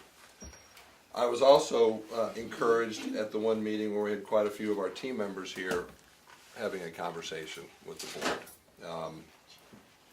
And while they're not authorized to make agreements or offers to the board, I appreciated their passion, I appreciated them coming forward and talking and giving their ideas. I think some of them were really great ideas. So what I was hoping to accomplish was, you know, today is to start to have that dialogue, so you understand how we're operating, what we're doing. I also thought more and more is the only person that really benefits financially, certainly, for any litigation is an attorney. And honestly, I'm tired of our company writing big checks to attorneys. So I would very much like to avoid that and try to have a workable solution. There's been a lot of questions about the sound ordinance. There's been questions about our operating plan. So what I thought would be most productive is not for me to opine on my legal opinion or my opinion on the noise ordinance, but to concentrate really on what we've been able to do, what we do at Club Motorsports every day when we're operating. And I appreciate the chairman's comment about not making this a public debate. I'm not trying to debate anybody. Everyone's going to have their own feelings. If there's a time and a place where we can get together as, neighbors, abutters, as people that live in the same, work in the same area, I'd be happy to do that, but I think that's probably better for another time and place. We are operating Club Motorsports under our 2005 operating plan. That is how, with already some exceptions, that plan was drafted in 2005 using data that we acquired from other facilities that have opened that are similar to ours, that are either a road course or had a road course with a membership component, and we're also renting the facility to different groups. So we looked at I think as many as 8 to 12 different courses like ourselves. Obviously, when it's something so far before construction and now even operation, we do need to update that plan. And what I want to do is benefit from having several months or even a year of operations under our belt before we make those changes. Just 2 minutes on the background of that operating plan. It came out of our U.S. Army Corps federal wetlands permit. They have a broader purview than what the state does, and they allowed for public comment to come in on areas that were outside of just a wetland delineation or a wetland impact. And I believe there was about 200 public comments that came in. And the ones that didn't fall right in the wetland scientists kind of fell in that area of operations and the facility. So we took that upon ourselves to basically try to craft those questions and put it into a plan so people would know what we were doing. It was, certainly very well vetted. It went through public comment, went through the Army Corps. Parts of the final level of sound that we agreed to under our federal permit even was vetted through federal court. So the gist of that outcome was whether or not the sound engineers that were working on the project and the sound levels that we would ultimately agree to, whether or not they were proper for our facility. So the fact that we had a judge rule on that, I think, supports where we finally came out on what kind of sound we would generate from the facility. And it wasn't everything we wanted. Certainly as an operator, the easiest thing for us to operate would be with absolutely no restrictions. And there's a handful of facilities that operate that. There's no limits on how loud a vehicle can be. There's very little limits even on their hours of operation. They do things in the evenings. And they do spectator, some of them do spectator events, some don't. On the other end of the equation was a very low limit that would have been very difficult for us to operate a successful business. So what we discussed with the Army Corps and where we eventually came out was basically somewhere in the middle. And that's what eventually went through federal court. So I think that plan is something that's, that is, well vetted, ruled upon, and does put something, in the middle. It's not what we wanted, it's not what the other group wanted. So that's why we've been continued to, operate using those limits on sound. The reason we do that is that's standard practice within our industry, is to monitor an individual vehicle as they go around and drive. That's the only true way for us to tell if someone is not obeying our restrictions. And we do that a couple different ways. We each have very simple sound meters that we give our corner workers. They've already come very attuned to hearing if a vehicle is closer to our limits. They then notify myself if I'm there, someone else in the senior staff, and then we monitor that car very closely with a much higher powered, or I guess that's the best word, sound meter. And we monitor it 50 feet from the center line of the road. If that car comes by us and registers above our limit, we, in a term, we pull him in. He comes off the course, he has a chance to fix it. He can go out again, he or she. If it goes out again on the second offense, it can't be fixed, or it isn't fixed, comes back in. It's a 3-strike policy. If you can't fix it the third time, then you're out. You can no longer drive on the course until you fix that vehicle. So that's how we're monitoring the individual sound. We're not taking any readings, recording anything at our property line. We're monitoring it according to our federal permit. What else?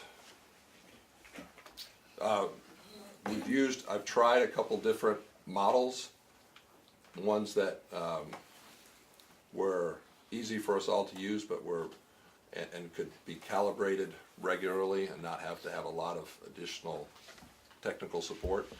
And we're still playing around with what our final model will be. I think that was one question that came out, is what model we were using. So we're still testing to find out which one we like to use the best. And as soon as we do that, if you'd like that information, we, happy to provide that.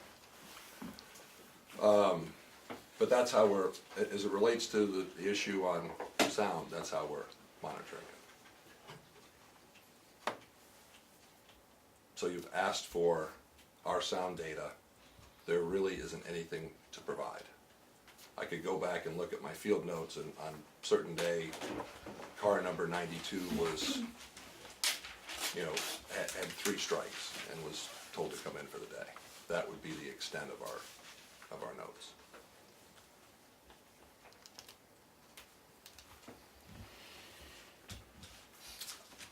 I don't know if I really have anything else to add. Trying to think, Darlene, if there was any other questions in the email. They were looking for the operating plan, if you would post a schedule of your events on the website, and any monitoring Right. information. Schedule is follows. Right now, there's not a lot of on-course activity on Monday and Tuesdays, because those are pretty much our maintenance days. Now, if we have someone that's interested in coming by and in membership or a group, they'll come by and we might stop that maintenance and have them on. But typically, we're Monday, Tuesday is maintenance days, and then we're operating Wednesday through Sunday. We don't have a final schedule on all of the events or the rental groups that'll be coming by. When we do finalize that, we can provide a copy so people know what some of our events are. We do provide that to a lot of the local businesses, especially the gas stations, the restaurants, so that they know who's coming, and if it's a large group, who to contact about any special events. So we do make that public to them, so I'd be happy to provide that to the town. We just don't have it finalized yet. We haven't gotten all of our rental agreements back. And we have several auto manufacturers coming this year, which we're especially excited about. We're not fully completed yet on everything, so I don't think anybody will be shooting commercials yet here in Tamworth, but I anticipate that to be something to happen shortly. The other thing I wanted to follow up on and extend an offer to see if we could, and we can take this offline afterwards, would be to have the board come over and maybe in twos on a day and spend as much a part of a full day with us, spend some time with the corner workers, with our control group, with wherever you'd like to see, just to see exactly what happens on a kind of a typical day. So we could, once we have our schedule finalized, we could look at selecting a few days for you guys to come over and do that. And I think as a board of 5, as long as we keep it under, in twos, that wouldn't constitute a public meeting. So certainly for insurance reasons, we try to be very careful about, access and who's coming in and who's not, so. Did I get that look? Because it's possible it's a subcommittee if we had signed it. What they said the other day at the meeting. Yeah. Well, like a except sub- that be a subcommittee. they would not, those folks would not be there either to make decisions or to Right. take a vote or Right. to. We could do it as individuals, if that's the easiest. That's the easiest that there isn't We'll, issues. we'll check, but I would think Pierre should do it. Is a long-range plans,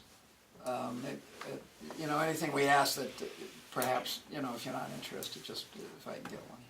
Are there any long-range plans, construction plans, or further development plans that might include baffles or noise suppression or, it's a intricate and interesting. No, there are. We're looking at a couple of the slopes that were created during the construction are armored with our shot rock. And they're in some of the areas where a car will have higher speeds than others.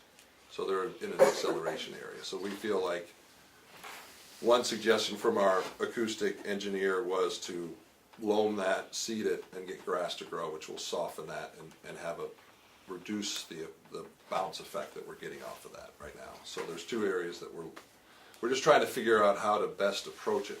Unfortunately, they're 60-foot slopes and they're steep. So it's a couple different techniques we're looking at. We're also looking at where we have the same issues, where we have a little bit of the rebound effect, whether or not some of the acoustic walls would help and absorbing those areas. It's really, if you go, when we monitor a vehicle, the corner workers where we give them the decibel meters are all the areas that we know are acceleration points, and typically those are the areas that will generate more sound. It's interesting that on a day where we had, I think it was, I can't remember what club it was, if it was the Audi club, almost 80% of the vehicles there are plated street legal cars. The ones that aren't are usually a model that they just don't want to either insure anymore, don't want to have to go through the registration process, don't want to have inspection sticker on it.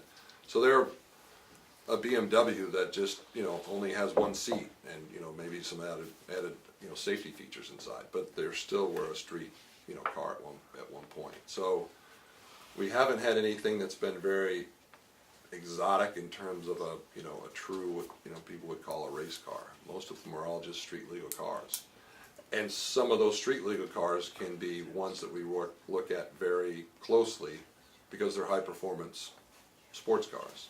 So when they get to a certain RPM, they open up and they get a little louder than another car. So we try to monitor them very closely. So it's a little tough when someone comes to us and said, why am I being singled out? Why was I being louder?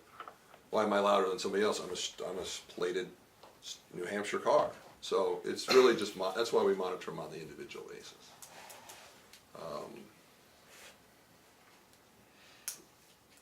was something else I was gonna say, but I can't remember. I believe that, although it hasn't been a vote on this, but I think that there's information that we'd ask for, of you about acoustics and the science and monitoring and, you know, whether our noise level on track is pretty close to a noise level 100 yards off track. And stuff that I'm assuming that sooner or later you'll, you know, after some experience, your crew will have some pretty good ideas about. I think for a variety of reasons, we probably have to do something about measuring noise level in off the track, given the ordinance, if for nothing else, you know, for folks who want the assessor to monitor, you know, their building, their property, etc. So. One of the areas, I'm sorry, didn't mean to interrupt. That's okay, you gotta, I'll go on for One of the difficulties that we have found with property line monitoring is the interference that we get from Route 25 especially.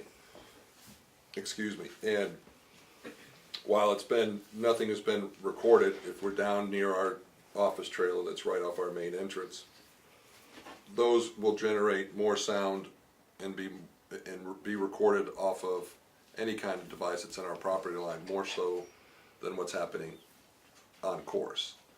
Part of that is just the distance. I mean, we're 75 feet, whatever, from. Can I say something about that? Sure. I actually did run into one of the cars that were up at the track today. I had to get diesel for work, and there was a car, nice looking car. So I said, "Hey, were you up at the track?" He's like, "Yeah, we just left. Getting too hot. Something, I don't know." And the last week, you ask my wife, it's been driving her crazy. I've been decimaling everything. Work, restaurants, everything. And I went up to him, I said, "Hey, can I get a reading on your car? I'm going to walk all the way to the other side of M&V's parking lot." He was on the first pump. I was well beyond 50 feet. I couldn't get a reading off his car off 16.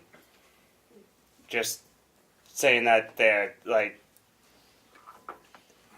that race car, and it was a sweet looking car. I'll give it that. It was cool. Couldn't pick it up.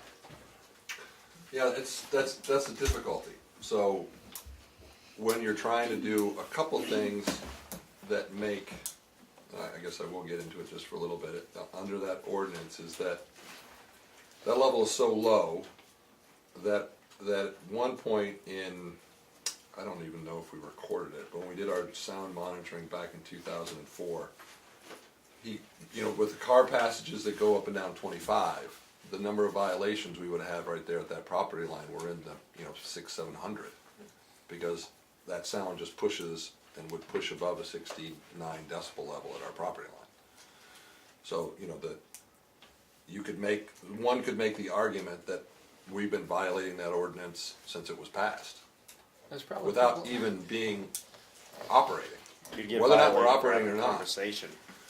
And it's an instantaneous level, and not to get into, most times when you're monitoring something that's generating sound, airport, bus, construction activity, farm activity, you do it over an average, so it eliminates that snap peak.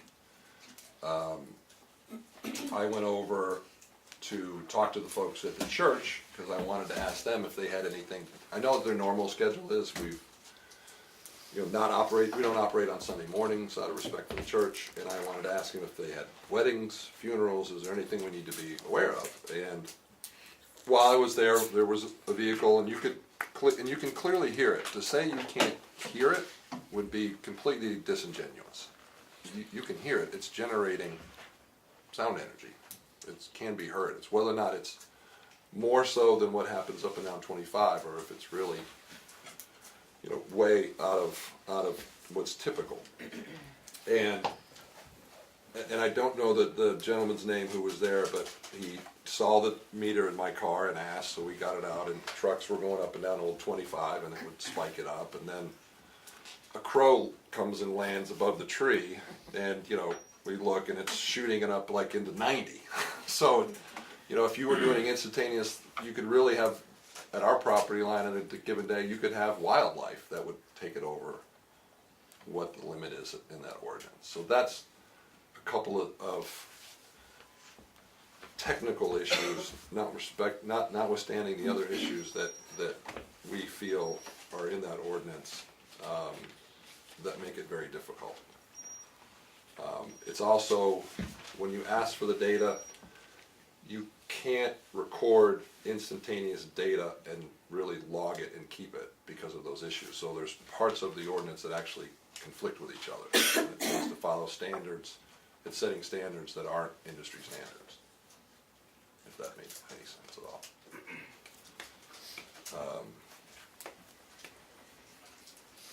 But I'm certainly curious, and I know and respect the fact that you are bound by attorney-client privilege, but, you know, does the board plan on enforcing that ordinance? The board hasn't taken a vote on that. Okay.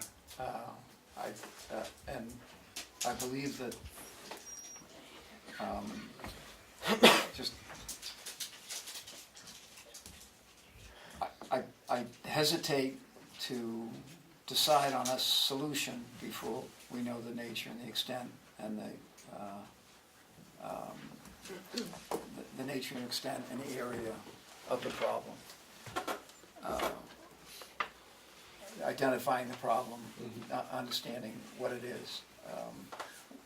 There's a list that each of us will have within, 24, 48 hours of possible meters that we could use off the track. They range in cost, and they're all recommended by somebody or other, and they range in cost from $16 to $4,900. Yeah, they can get very expensive. Yeah, B didn't look that good to me, $4,900. But we have no idea. We don't have much idea yet of what we need to in order to analyze and assess. And it would seem that that your measurements, because of where they are and how they're done, would not solve those problems for us. We would have to go out and do that legwork ourselves, and we're working on getting it done. And there's some folks in the area who are pretty good on acoustics, but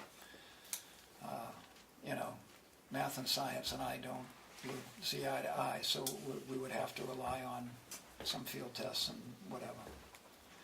And the extent, whether and the extent of the board's identifying the responsibility to aggressively or not enforce the ordinance, I don't believe we're knowledgeable enough at this point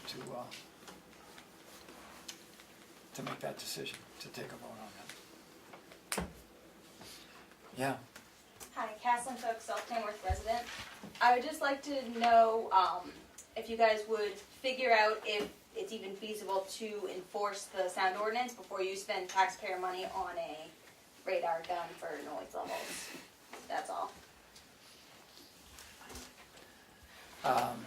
Go ahead, Emery. It's a good question. Without talking to my brothers and sisters, Yeah.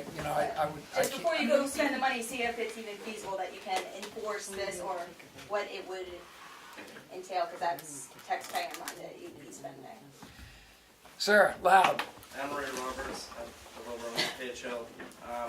Bike Week will be coming up here in a few weeks, and Page Hill seems to be one of the more highly speed places around. I was wondering if somebody would come over and possibly measure the noise going over the hill there, right at the crest where my house is. I'm sure there will be a lot of people breaking. There are folks with the app, the Apple app, and there's a NIOSH app too, and we won't have spent any money, it's a free app, and we'll try and get somebody out during Bike Week. You know, I don't, just to say, I don't know what good the app on your phone is, because I downloaded 4 different ones, played the same tune, and I got 4 different readings. So, what's the point?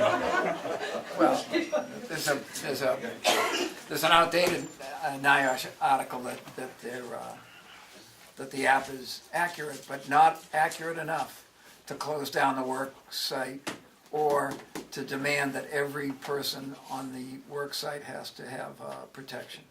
But for the spot where it is, the CDC or OSHA can say, oh no, that guy's got to be wearing noise suppression. Yes. Kathleen Cook again. You didn't answer my question. I know. If you could do that before you continue on to another one, that'd be great. I can't speak for what the board's going to do about But purchasing just material alone. say that instead of continuing on, would be nice. That's all. Right. Peg. Oh, Thank you, Poirier, Tamworth resident. I just have to voice that I just can't believe people don't see this as a discriminatory ordinance. We have singled out one entity in this town to enforce noise. So they can go over Page Hill all day long on their motorcycles, and it doesn't make a hoot of difference because there is no ordinance for that. I've been thinking about how I could kind of equate this, and I saw there's a dandelion festival this weekend in town. And I thought to myself, bear with me, some people look out at the dandelions and they see weeds, don't they? Other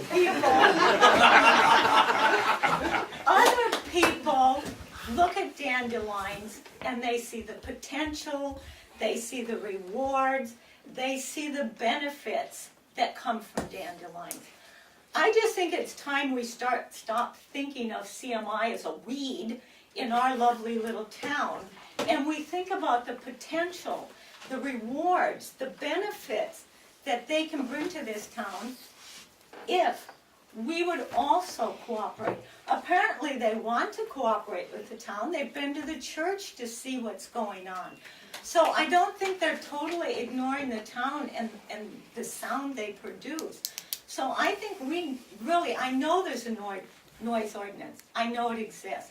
I think though there comes a time when you have to step back from that and say, does it make sense? Does it make any common sense to enforce a noise ordinance that is aimed at one and one only entity in this town? That could be, I'm sure a lot of the people here tonight are people that have gained some way from CMI being here.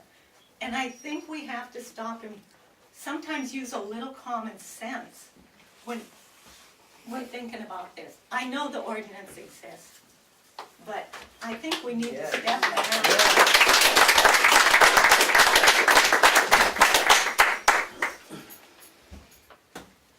Steve. Rose Scalera from Rosie's Restaurant.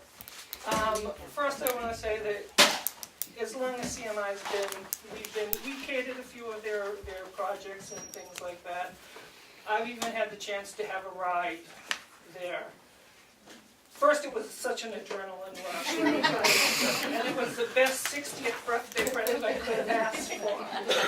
But I recorded the whole thing with the windows down, and as far as noise, I mean, I was talking with the driver the whole entire time. We were going at excessive speed. There were little screeching going around the corners or whatever, but I mean, like I said, if I can sit and talk to him and have a normal conversation in this race car doing over 100 miles an hour, and then second, I just want to commend Jim for having the respect of going to the church to find out on days when they might have weddings and things like that, and that he'd do his best to make sure that the noise wasn't going to be there to interrupt somebody's important day. And we truly appreciate their business Yeah. for our business. Yeah. And Mrs. Poirier, thank you very much. Very well said.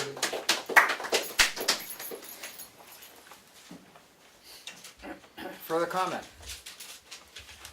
I just want to very briefly, because obviously I know I started some of this back in October. So Linda Medeiros, 379 Whittier Road.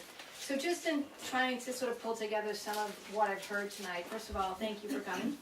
I am not opposed to the dialogue, and I am not opposed to looking at the fairness of how noise is measured and all the concerns that you raised. And if those are valid concerns, we should be addressing those. I don't think the ordinance should be measured in a way that's unfair. I would also say, because of my proximity to the track, that an instantaneous spike in noise is not of concern to me, right? It goes up, it's gone. So a continuously high level of, noise that doesn't dissipate, it's not an instantaneous spike, is certainly more of concern to me than these comments about, a motorcycle or a car driving by. I hear those when they go by. And I know it, I hear it, it's gone, right? So I am talking about something different personally, regardless of what other people may be talking about. I feel like I am talking about something slightly different. And you have mentioned abatement stuff that you're looking at, mitigating the noise, and that's just wonderful to me, because I also wonder if there isn't some of that could happen that might solve the problem.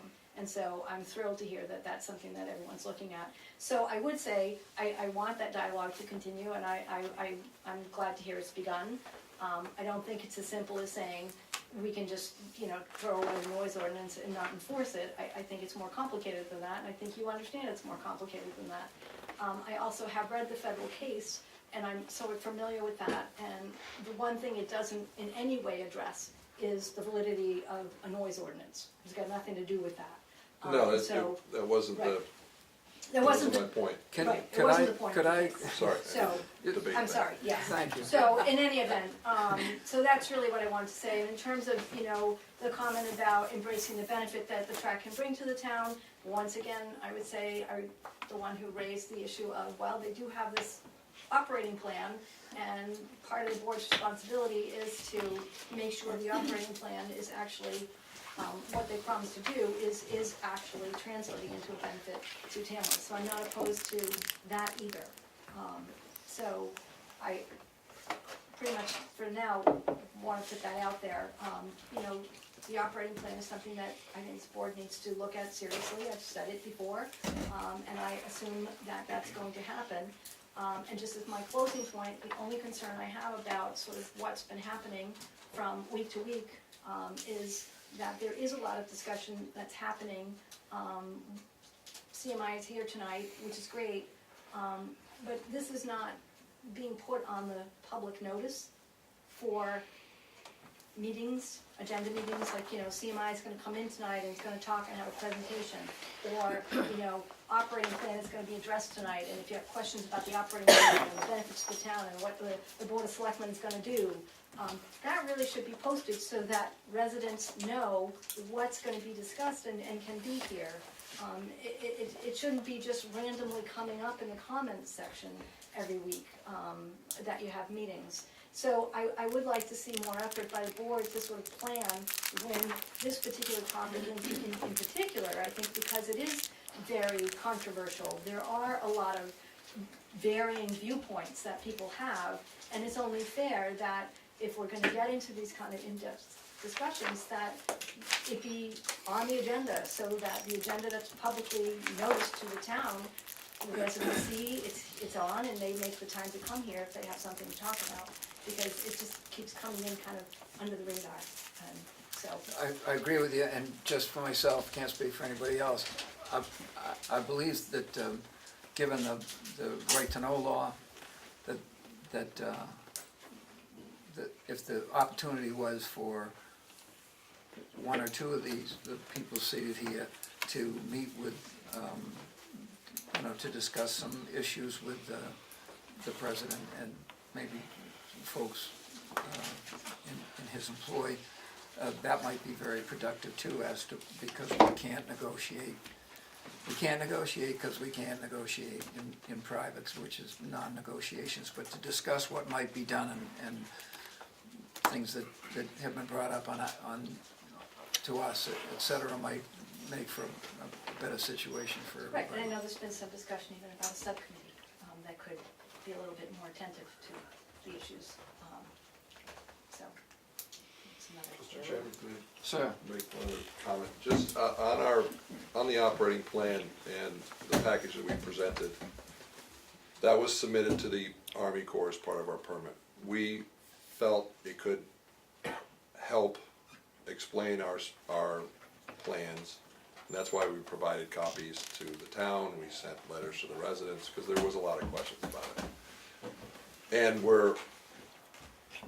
as we grow and as we develop, we're implementing more and more of those various plans and adding other things to it, and we'll probably be subtracting things to it, as you do with an operating plan. Having said all that, what I guess I want to make a point is that we're not asking or coming to the select board for any kind of approvals, permits. That's not a contract between Club Motorsports and the select board. It was a full intent just to say here, there is absolutely written back in the day where people were very afraid about what we could be. You know, this was during the early permitting process. It's going to be allowed. They're going to have 150,000 people there. So it was meant to be a broad stroke brush with some very well thought out benefits that could come to the town. But it was not something where we're saying, you know, here's our whole plan. If you accept that, then you accept us. There's not a quid pro quo there. I want to make sure that we're not looking for you to administer that, to oversee it, to add more cost to anything that the town has to bear. That was not the purpose of submitting that to the town. We did put in there things like the word inspection so that the selectmen could come on, because we are a private property, and we have to work out, you know, when you're coming and when those things might take place, but it's not an added oversight that we were trying to provide to the town. Thank you. That's all I was gonna ask. You had invited us up, and I was wondering what dates were better for you for someone to go up to the track. I know Darlene would contact you directly with a specific, but like you said, Monday and Tuesdays are maintenance days, or... You could come up and help. Thanks.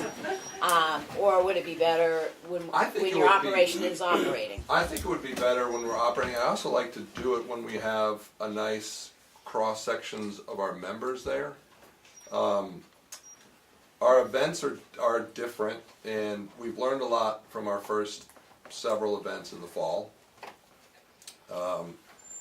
Due to the overwhelming interest and popularity of what we've built, and we're extremely proud of what we've built, a lot of the groups that had reserved the course, and when someone comes, when a group like an Audi group comes, they have the course basically for the day. Their normal group is maybe 40, 50, and they notified us we're going to have 90, or we're going to have 100. They were way oversubscribed, partly because we've been in gestation for 15 years, so a lot of people were extremely interested. That certainly has a factor on the sound that's generated. Unlike a typical member day where there's more time for no on-course activity, there you have continual on-course activity. Because of that fact, we dropped the required decibel level for those groups substantially off of what we have agreed to under our Army Corps permit. And we monitor it much lower for those groups than we do for our own members, knowing because of numbers matter. The other thing we try to look at very closely is weather, which has a huge effect on, especially given our location, a heavy overcast day, you can hear everything. I can hear the gun club reverberating back up the hill. You know, so we try to really work on what vehicles are out those days. It becomes much more difficult if we've rented the facility. So to that, I know one area of conversation that came up was when and we only had one, we had a motorcycle group come up to do riding. They ran into that issue where they were far oversubscribed, We didn't like it. The second day, we eliminated any of the vehicles, any of the bikes that we thought were too loud. We weren't gonna invite them back this year.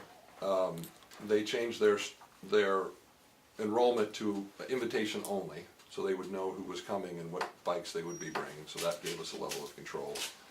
And we did shift their time to the middle of bike week.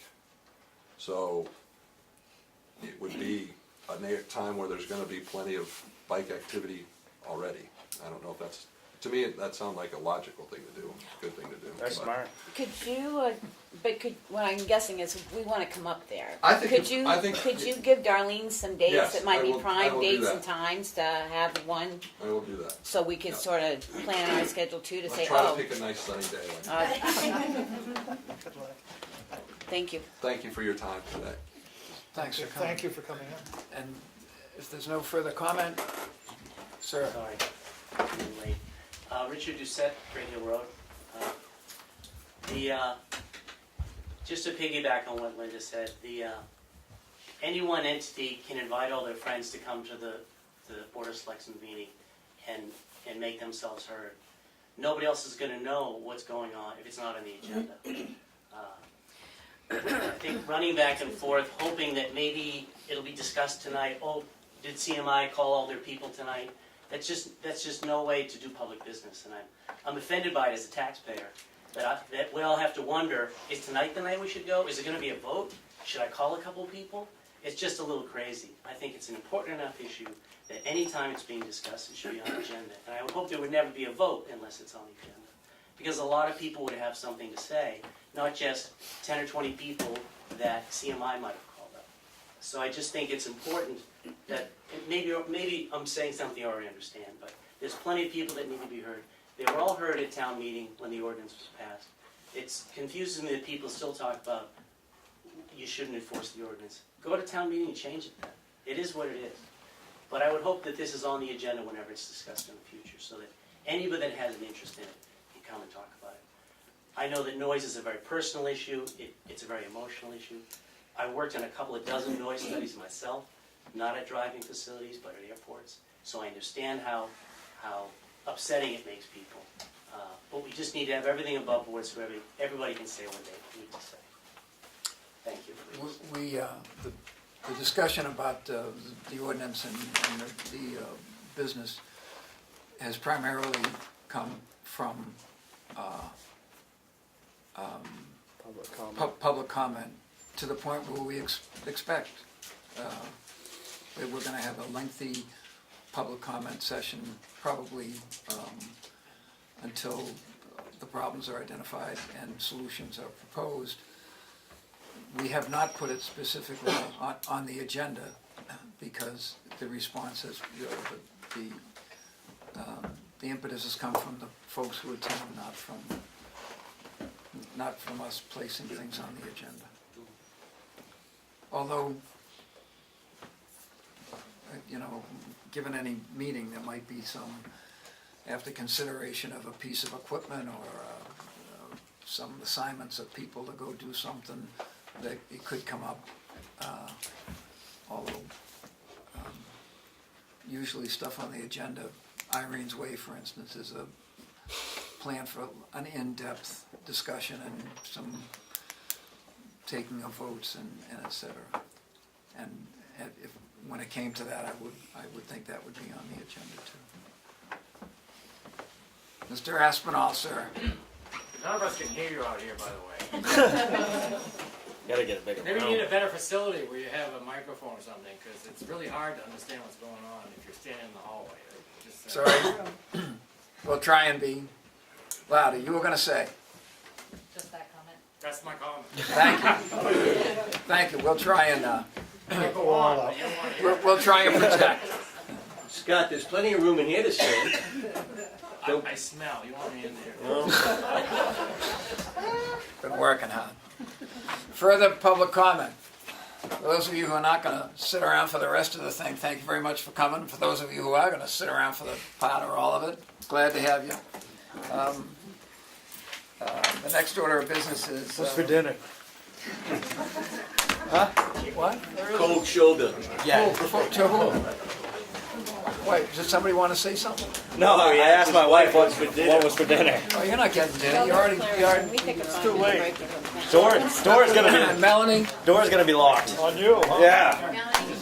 I'm gonna break through Do the you want to window. recess for a few minutes? Yeah. Can we recess for as long as it takes to pass out an AED? Thank you, everybody, for coming. Thank you, you too. You weren't on the agenda because I didn't know till this morning whether you were coming or not. That's true. So, I mean, I feel bad. Folks, here we go. All right. The next item is What? to adopt RSA 31, colon 105. I second that. Is there a motion? I'll We make just the made motion your to motion. do it all over Yeah. in the House of vote. I second it. Dan seconds it. And this is the one that, This is eminent, yeah. Indemnification. Thank It you. protects us. Yeah, for damages, and this covers planning board, school board, covers all municipal people. It's something that we have done in the past, I'm not sure whether it's up to date or on record, so doing it again makes good sense. somebody help me out with this. One of us is negligent. One of us acts negligently. What's the taxpayer's relief if I'm indemnified?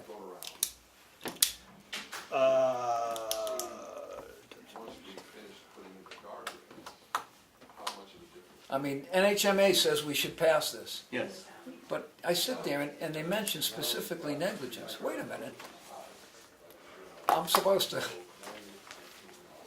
Judgment by reason of negligence or other act resulting in accidental injury to a person or accidental damage to destruction of the property.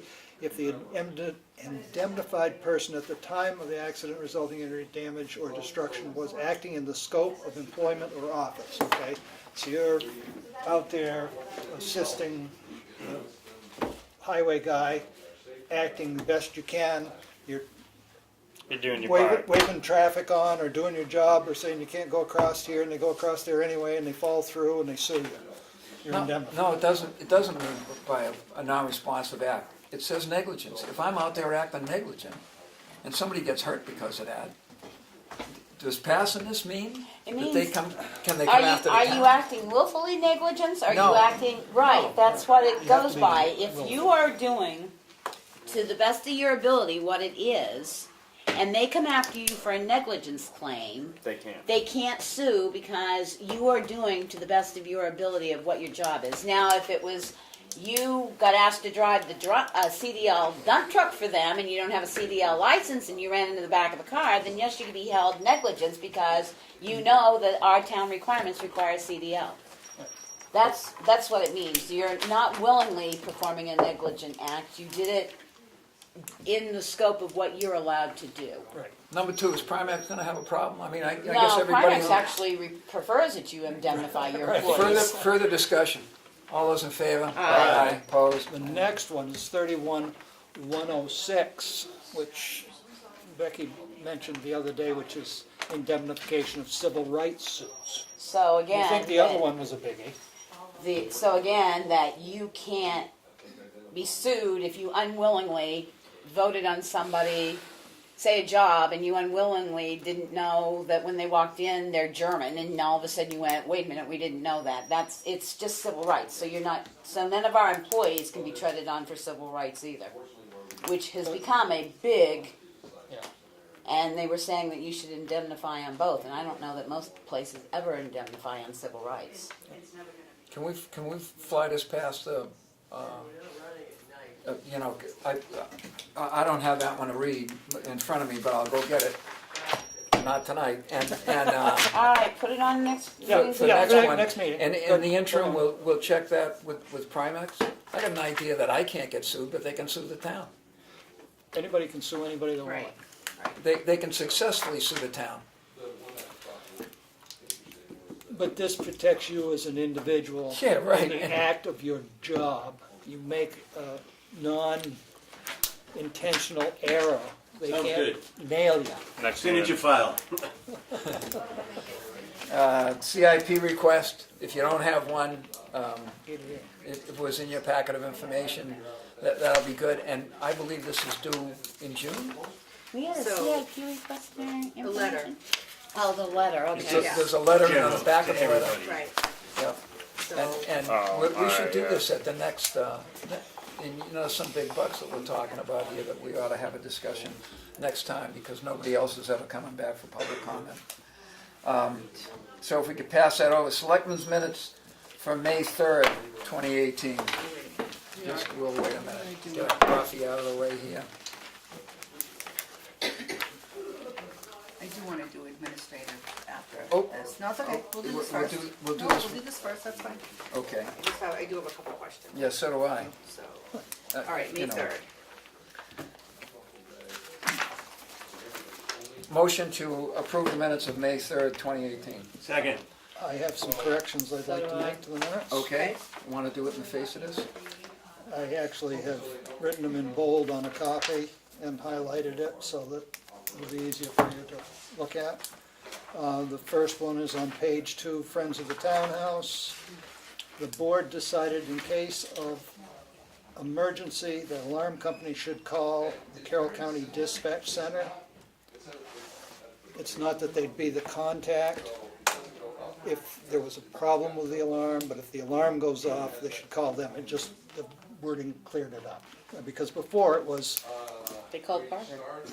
well, that's. Well, the that's what dis- it was on the but list. It's the Right. dispatch center. Right.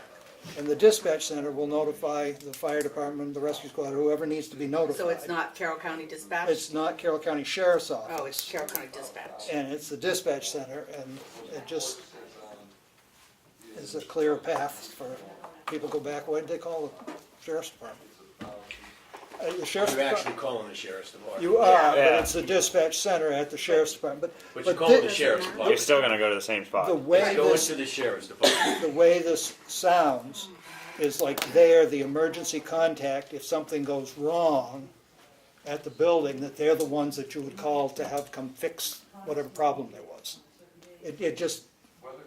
Right. Still goes to the same spot. Yeah. Well, because it says in case of emergency, you wanted to say if the alarm's going off.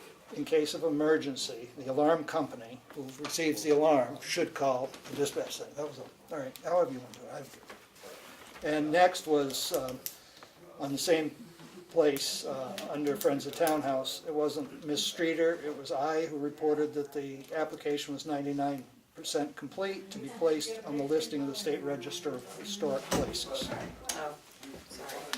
No, that's all right, I just, and under the appointments, you get down to the end there, and it ended with, the board will discuss this request with council, but there really wasn't any request in that whole paragraph. So I added, the Tamworth Village Association feels that it would be in the best interest of the users and of the town for this to be owned by the town. That's what I got out of That's what it. I think that's what he said. Yeah, so, and I mean, Okay. but then having, the board will discuss it, clears it up. And I just added the intersection on administration, the intersection in Chicago Village near the bridge, because Page Hill winds onto Tamworth Road both ends. Section near the bridge, wait a minute, let's see. Where is it? No, Well, I'm it's, gonna no, take it's your notes 113. anyway. Tamworth Road and Page Hill Road, intersection in Chicago Village. It is 113, but it is known as Tamworth Road, right? Tamworth Road Am I does mistaken? not go to It's Socorro 113, Village. it's not Tamworth. It's not Tamworth Road. It's the specific stakes are on 113. Okay, well, Actually, it's Chicora. Chicago Road, so then it should say Chicago and No, not it should Tamworth. say Road. 113. It's not Tamworth Road. It So it should should say It Chicago should say Road. 113 because 113 is Chicora Road. it's the stakes. No, it's 113 at Page Hill Road. Route 113, Just, Chicago and I Road. think See, the minutes say, 113 goes a long way. You that's can't true, say 113. but it only crosses Page Hill Road once in the whole. No, it crosses twice. Twice. Both ends. 113 crosses Page Hill twice. No, it You got intersects. the east end and the west end. It intersects with and there is no stop sign. This is referencing, besides, the letter says north of at Chicago Bridge, I think. Scarborough It's Road. easier to It's say near the Chicora bridge. Road. The state goes by Chicora Road, because you just can't say Okay. 113. Because it's like when you say Route 16. Yeah, Route 16 Right. goes for 30 miles. You gotta say White Mountain Highway, Chicora Mountain Highway, Osby Mountain Highway. it's just, I wanted to identify the state road as a state road, but that's fine, however you wanna say it. Route 113 Scarborough Road. Okay, good. What else? And then on the last page, page 4, the Chairman Gray made the motion to approve a letter signed by the Liquor Commission on behalf of the Barnstormers Theater. The motion was seconded by Poirier and passed. It says unanimous, It I wasn't. believe. No, I It wasn't, abstained. it was 4-1, yep. So, Then my only addition is right on that same page, Darlene, Selectman Mason will write an RFP. I didn't say I'd write the RFP, I requested that we think about RFPs for snow plowing. Oh, I thought you were writing it. No, I'm writing the usage, but since Oh. you did put writing. Wait, I- where are we? Where are The we? very Very last one, before the adjournment. Right, okay. And what are you gonna do with it? You're not writing your what? I just wanted the You wanna RFPs talk brought about forward it. for, that's right, we'll request an RFP. yeah, request for an RFP for town. Non-public minutes of May 3rd. Oh, we gotta, We got another one? no, are we gonna No. accept Oh, these? we got a vote. The motion before you is to approve the minutes as amended. Second. All those in favor? Aye. Opposed? Non-public minutes of May 3rd, 2018. Motion to approve. Second. All those in favor? Aye. A motion to seal those minutes. I don't think they need to be sealed. You have to do them. Motion, I don't think they need to be sealed. well, what I heard Tuesday was, there is no time limit as to when to do it, to put them on or take them off. Motion to, a motion to seal the minutes. I'd want to look at them again and see if they really needed to be sealed. They're right here. Do I get a second? I'll second. Okay, and the reason I did that was because that specifically was non-public session because of a financial situation. And that person, who has to be named in the minutes because they were here, the RSA tells us that that's the reason that it's non-public as opposed, and it's non-public to protect privacy. Sounds good. Thank you. All right, yep, all right. All right, so you approved the minutes and now you're made a motion to seal them. Right. And it was seconded. Yeah. Right. Dan, you're signing for me, that's pretty cool. Further discussion? All those in favor? Aye. Opposed? Okay, administrative updates. Oh, we're not gonna finish doing this? Well, wanna do it. let's do it while at least 3 of us are still awake. You know, Now I'm all balled up. I hate to say enough with a public comment. It really is a big thing. Well, we'll talk about it. I think tonight was big jumps with the crowd. Number one, about responding to the email, I think we have. Yeah, so, I did get another job application today, so I have 4. How do you wanna proceed? When does that I close? had someone Friday. contact me that wanted to know if they could email it in. For the, okay. When's It the closes cutoff? Friday, tomorrow. Okay. Could you, would you entertain, okay, well, can you get to that person and tell them to email it tomorrow?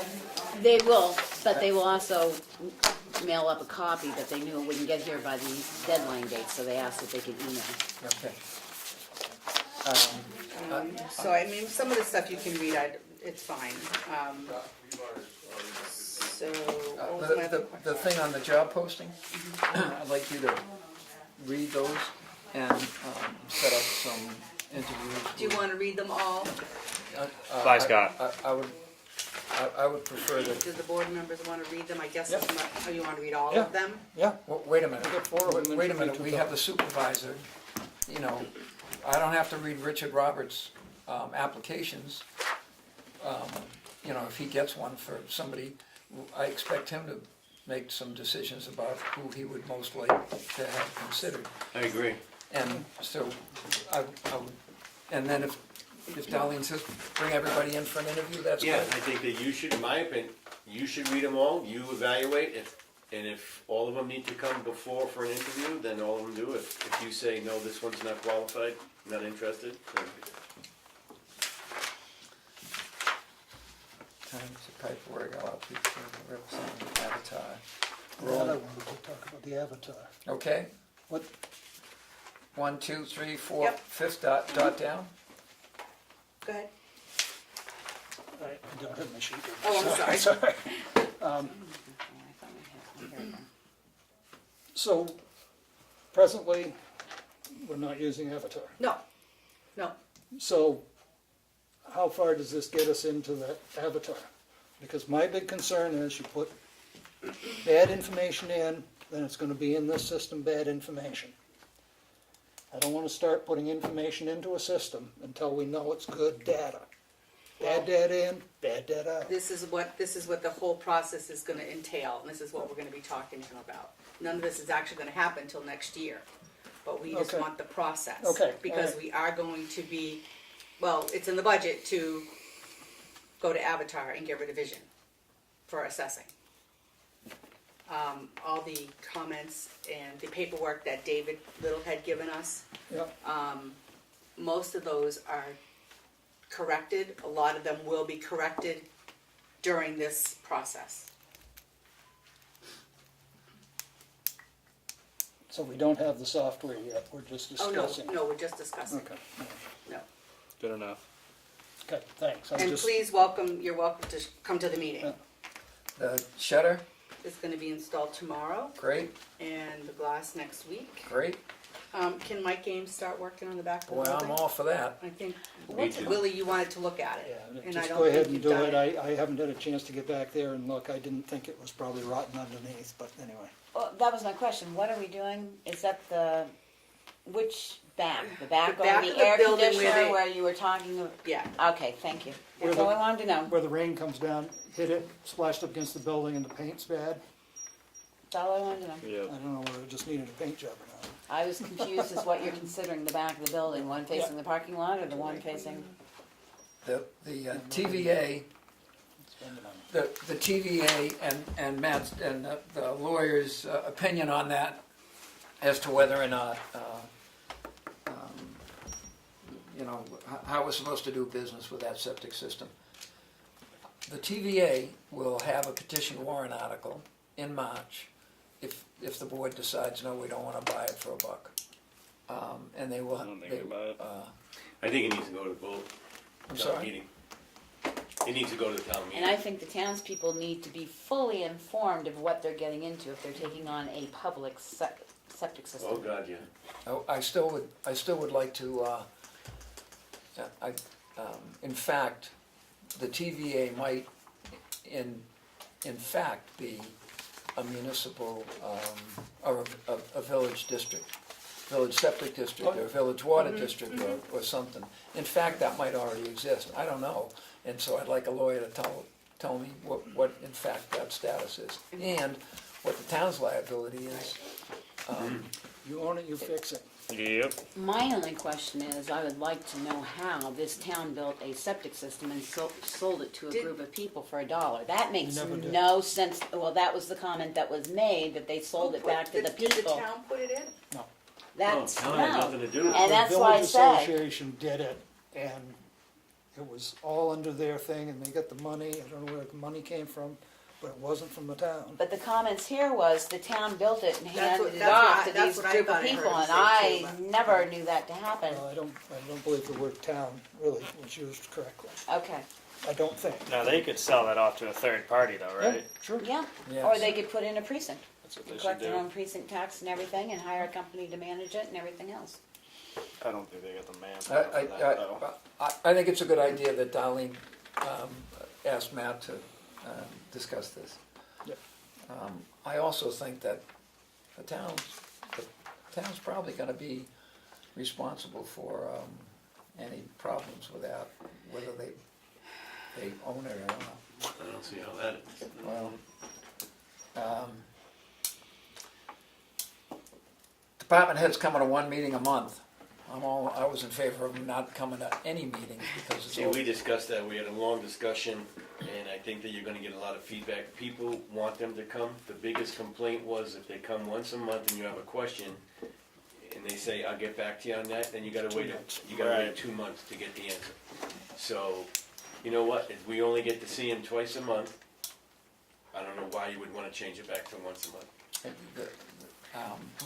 The fact that we made the meetings later in the day had something to do with it. I mean, a lot of, at least one of these guys are on a job at 4:30 in the morning Right. and 7 o'clock at night. And for us, midnight is, is a long haul, but if it's not, if it's not in the interest of public service to lower it, I'm okay with not lowering it, but I would also think that it's taking ahead from. It's all part of life. They weren't here tonight.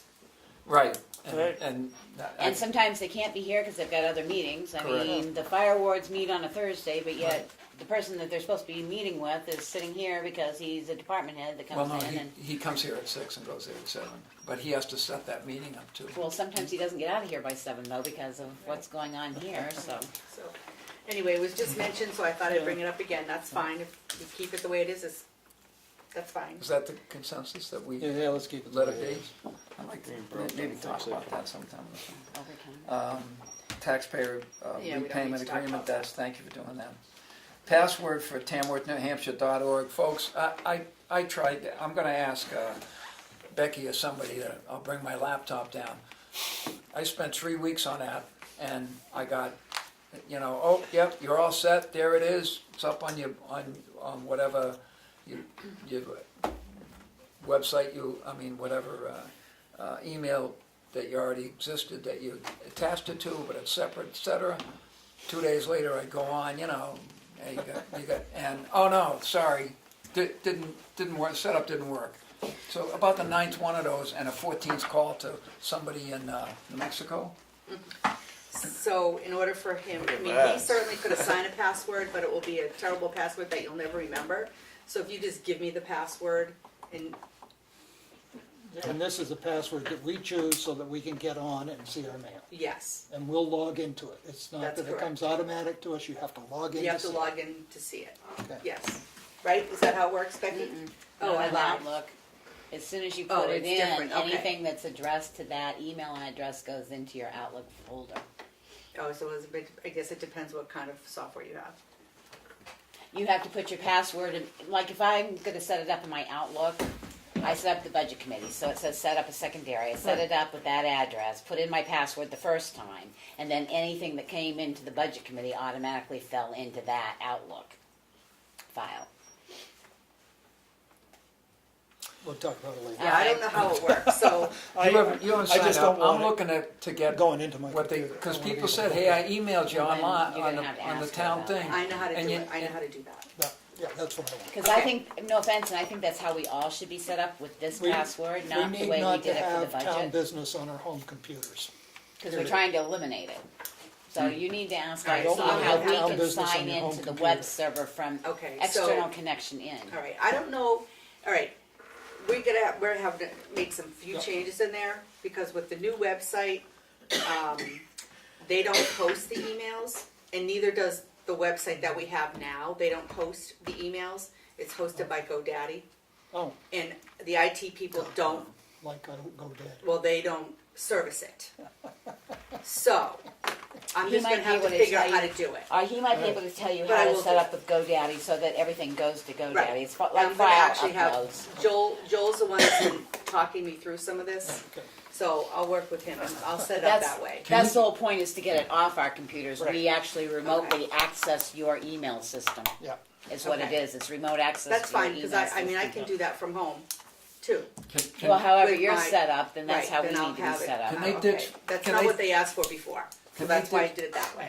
Can they ditch what Dan, because there's people who emailed Dan and the people who emailed me, and I don't have access to that. Didn't work for me and didn't work for you. No, but what she's gonna I'm do gonna is do it we will differently. be signing into the town's email, not coming to you. Right. So you'll put in your password and then you can access all the emails that are sent to you It's through the squirrel town. mail, They'll land is up what it's here. called. We'll get you set up, Steve, we'll get you set up. Okay, and then Safer. the other question I had, or suggestion, was we do have a lot of business going on, and we talked about more meetings. How about if we have 2 regular meetings like we normally do, and 1 work session? So we can actually do something, Gotta move forward on stuff. Well, except because we that, can't talk about anything. are we gonna take votes at a, Well, no, it doesn't Yeah, matter it if we doesn't take a matter vote or if you not. have It's a gonna be a dis- meeting. Right, it's It's a gonna be work a session. meeting, it's just that you don't have to allow public comment, but you can have a discussion and you can vote at the next meeting. I'm just saying, at least get some talking done. Because we've got Irene's Way, Yeah, we've got building issues, we've got a lot going on. We don't have supper. just a suggestion.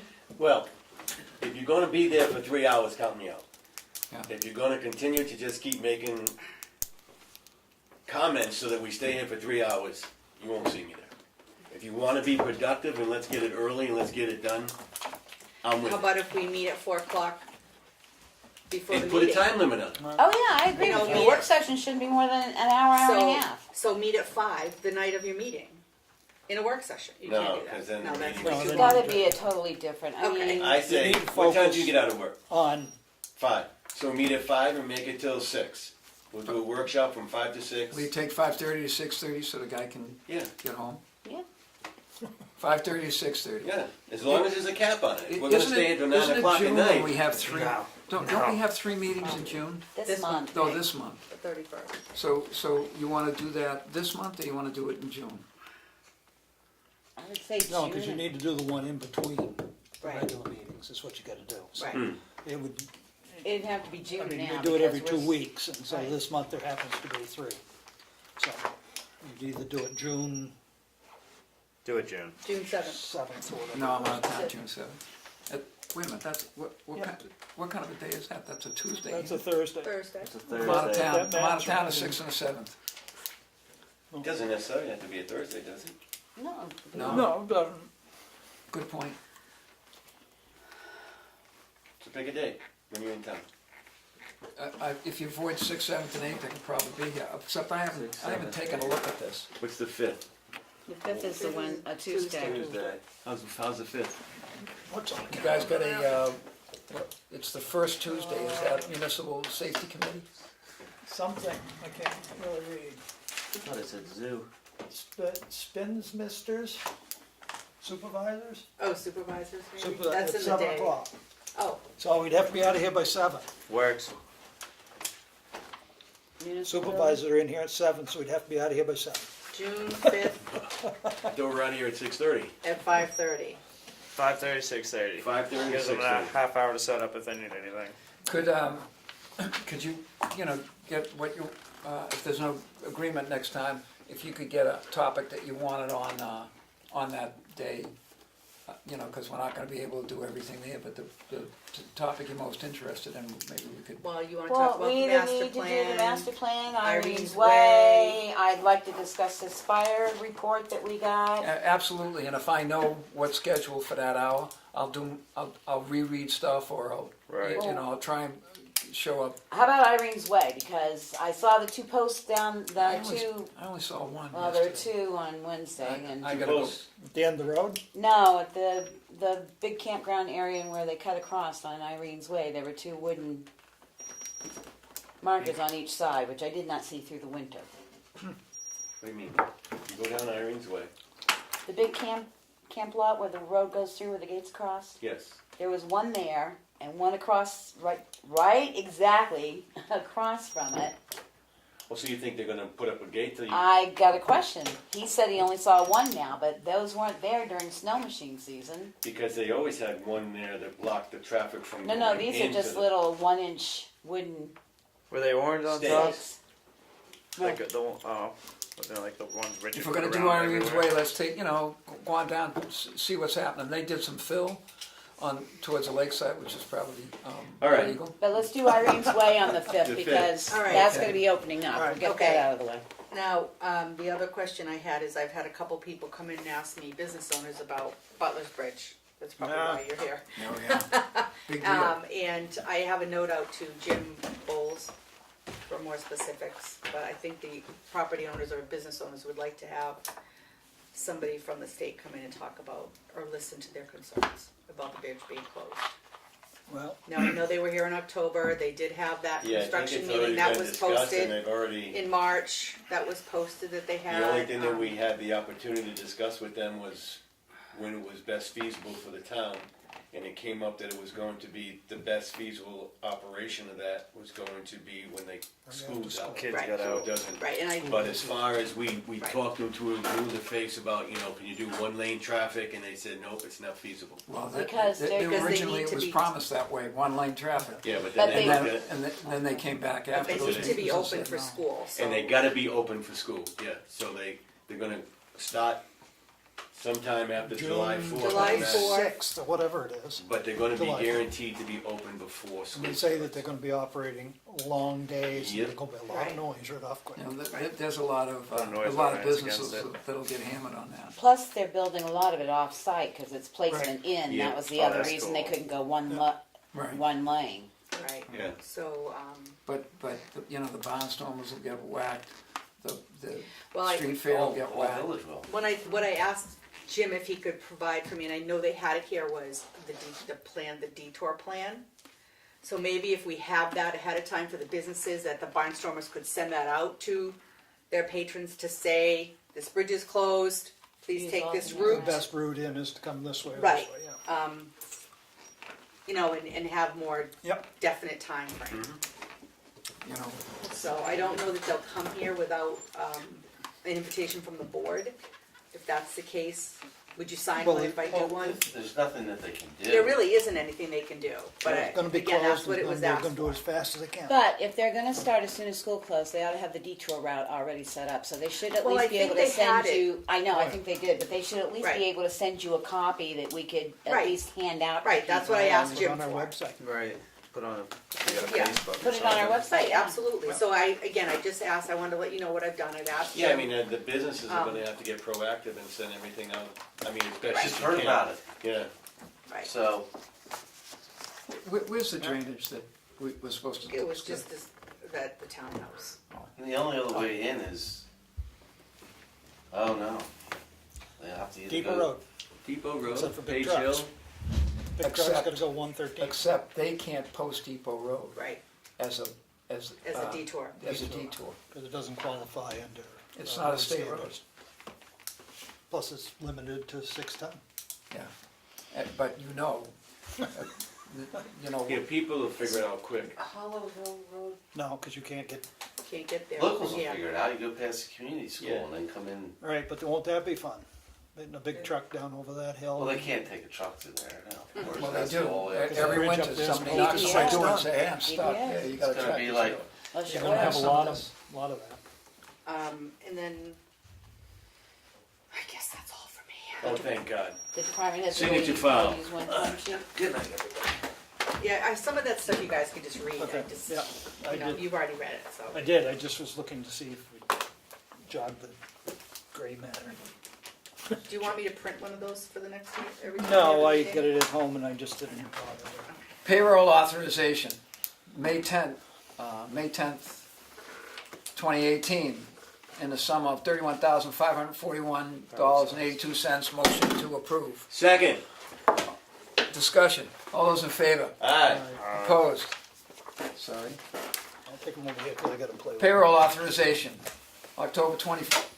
May 24th, 2018, in the amount of $29,367.95. Motion to approve. Second. All those in favor? Aye. Opposed? Passed. An account, Steve didn't. account payable check register. May 24th payroll. And this is a, We have to do it this week so you guys can sign it, and it'll be released on Thursday, the 24th. That's the one that we did today. Is this the one you said that wasn't ready when I was here That's earlier? correct. But that's the one that we did previous? 2 weeks ago. Okay, well, that's why I'm getting confused. Yeah. this is a standalone accounts payable check register in the sum of $60. Motion to approve. Second. All those in That was for favor? the class. Aye. Opposed? And I just want to say, here's $20. Oh. Thank you. You're in arrears? I didn't make it. Oh, you didn't go? Oh, that's too I bad. didn't make it. Accounts payable payment register Yeah, he- in the amount of $320,262.14. Motion approved. Second. All those in With an favor? ouch. I'm the best. School. Accounts payable payment manifest dated, no, for payment on May 24th in the amount of $320,262.14. Motion to approve. Without, second. And that's going to need signatures. All those in favor? Aye. Opposed? This is great. Holy cow, you're doing great. We have a letter on hand about the request to DOT for the Board of Selectmen, from the Board of Selectmen about when the blinking light in Chicago goes, adding a crossing traffic, does not stop sign similar to that, 113 and the foot of Page Hill Road. Maybe it should be the east foot of Page Hill Road. Remove the 35 mile an hour, you've seen this sign on Route 113 East, and leave the 30, they'll never do it. Remove passing lanes on Route 113 between the KA Brett School and Post Office. That's a 0.2 of a mile thing. There's no reason at all to do that. So you can add a speed limit strictly enforced sign on Tamworth Road, who knows. And at the south end of Butler's Bridge, change it to a 3-way stop after replacement's completed. It only takes one signature. If you're okay with that. I make a motion that we authorize Steve, the Sign chairman said of the board of to sign in for the committee. Second to what she said. Discussion? All those in favor? Aye. Sign. You can just leave it right there, that's It's fine. signed, yeah. What is this? Oh, this is the agreement, the payment agreement. The payment agreement, which solved itself, but. Which is already done. Right. Part of it. All those. Payment agreements. But they We have to continue to, Right. they continue. Did you have a change? No, go make the motion and then I'll. Motion to approve. Second. I have Discussion. a concern that we sign it before the parties involved sign it. I would rather have it I sent can to do it them, the other way. sent to them, and then make sure they're signing it, because otherwise they can say, we've got it all signed, we're all set. Right, yeah. So I would rather have Get it their sent to them, agreement. have them sign it, and then we'll sign it after we get it back from them. I withdraw the motion to approve, and I'll make a motion to approve, to approve. After they sign, I won't bring it back to the meeting, I'll just sleep it in the bin. Yes. Yeah. Fine. Okay. Second that. One signed by The parties involved. the it parties was- involved, thank then you. the board will sign it. All those in favor? All right. Aye. Opposed? The tax warrant. Oh, the tax warrant, no news is good news. The tax warrant and property tax levy, when the dated, Well, those are gonna go out at the end of the month, they'll be due July 5th. tax receivables cutoff date, May, it's going out when? End of the month. End of the month due July July 5th, 5th. July. and there's the amount. Give you a You wanna month. say the amount? Yep. Oh, yeah, for $3,884,076, with interest at 12% per annum from July 5th. A motion to approve. Second. Did they change the amount we can charge in interest? No, that failed, I believe. Did In the it? legislature? Yeah, because I know there was a big, I don't believe it's not. Big- I do. believed it, So, I believe it came out of committee all right. as. Yeah. as, We'll do it this way, and if it's not enough, we'll charge Yeah, more. well, Oh, sorry, Yes, raffle all permit? right. a raffle permit Oh, for Friends of did they Cook vote on Memorial. No, we didn't. Oh, I'm sorry, all those in favor? Aye. Opposed?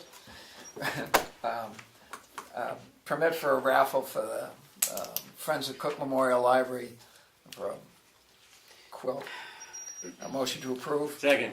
I make a motion that Steve Ray sign it on behalf of the chairman, because I think it only takes one signature, doesn't it? No, it takes No. five. Does it? No, it Oh, takes them all. excuse And you me, I signed it remove right that. here.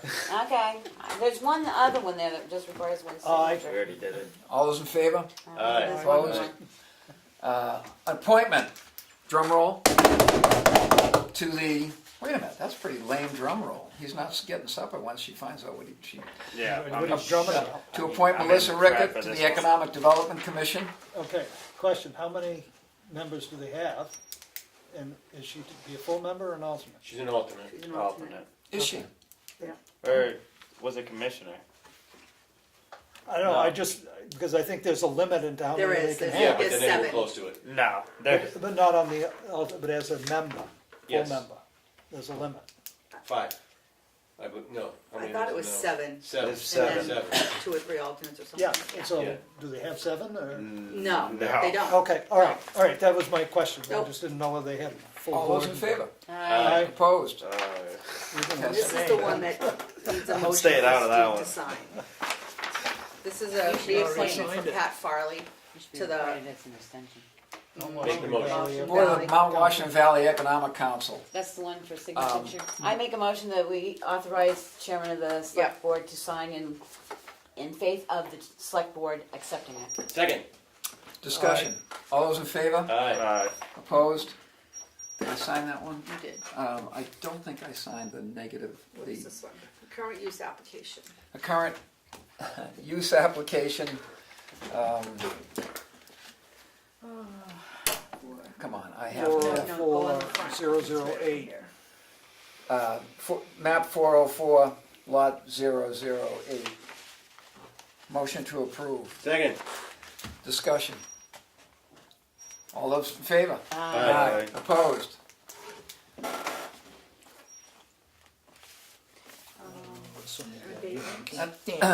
An abatement for map 218, lot 090, that the assessor recommends granting. All those in favor? Motion to Second. approve? Second. He did it, you can give it to him, I was just moving it along. Discussion.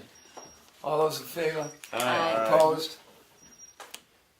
The rest of these are denied, or recommended to be denied.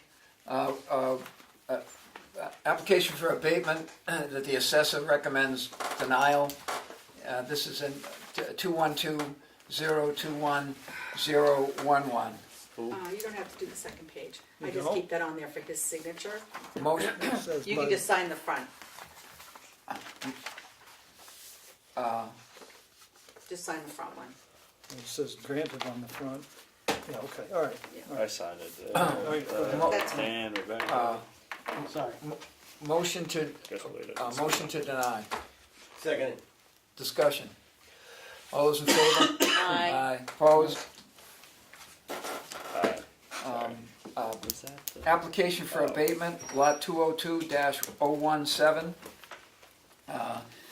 Recommendation of the assessor is to deny, and this is because of the state. I second that. Motion to deny. Second. Discussion. All those in favor of the motion? Aye. Aye. Opposed? Wait, are we all voting for that one? Yeah, Yeah. we're all Okay. denying it. I'm sorry? We're all denying Yeah, it. that's good. Okay, we have a application for an abatement at 208-007 map and lot. The recommendation by the assessor is to deny. And this one you might want to, if you haven't read it, you might want to take a look at this. Pretty interesting. And we'll probably come back to not haunt us. I got that. Motion to deny. Second. Discussion. All those in favor of denying the motion, of denying the Aye. application? Aye. Opposed? You're opposed? I know, I call for the opposed. Oh, This is an administrative abatement for, I think it was an overpayment. 413, right, -017-002 at the suggestion and with the knowledge of the tax collector. And the assessor advises to grant it. Motion to approve. Second. All those in favor? Aye. Opposed?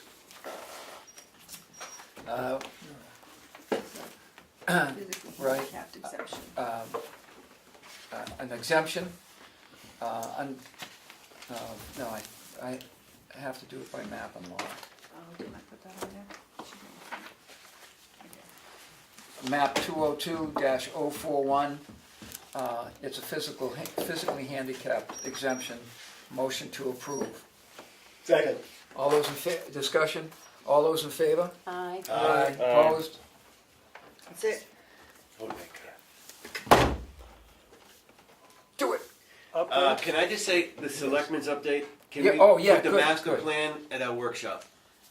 I Good. wasn't gonna go even that far, I was just gonna ask you to review it and come back with your comments at another meeting. Oh, I just went right. through, I just went through I chapter sent 3 that- and color coded it because it's stuff that I knew we had in place and she brought it up, so I just. So I you sent have that? I sent it, I think it was in your packet Yeah, it's in your email. that I sent last Yeah. night. I need a hard copy. I'll come get it. That's fine. I don't wanna I'll discuss put it in it your box. unless Aaron's here. What? I don't wanna discuss this in a meeting that Aaron's not here. What? The master plan thing. Oh, There you go. 'Cause I have it on my computer, Oh, 'cause I did thank it. you. he's planning on being here, isn't he? Yeah. He's planning on being here. Yeah, okay, and I wanna do it the way that you folks have, you know. So Well, I this- just presented it today because I Right. went through it, we can discuss it at a later time. Right. Right. That's what- After people And digest I'd it. I'd like us to be well on our first in it, so if we have a few minutes at any time, which doesn't look like it, as long as Aaron's present. Maybe we can these all are the review things- it and then talk about it at the, These are Yeah. the things that should be talked about at the work session. yeah. I So we'll have just I have done to one. read it, then It may we. not be this time, but I make a motion to adjourn. No, No, you can't. you You did just your said you update wanted on to your update. meetings? I've been Huh? to a meeting. You wanted to do the update? You said selectmen's updates? Oh, I had a meeting, I had the economic council, but Pat's already said everything, so. Thank you.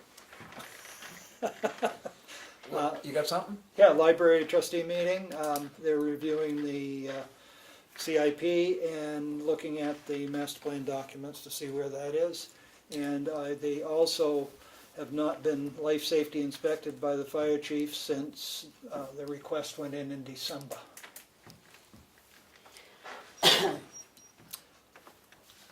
life safety what? Life Becky? safety. The life I- safety inspection like they do for all public I went to the buildings. CIP meeting today, this week, and the letters have gone out, we're working. I did ask them, since you're their contact for the select board, But that's just the way, it's always, yeah. anyway, I asked them to make sure they look at the buildings, the town buildings, because we can't let town buildings keep going, because it costs us a lot of money. And I also would like to have that, the Tamworth,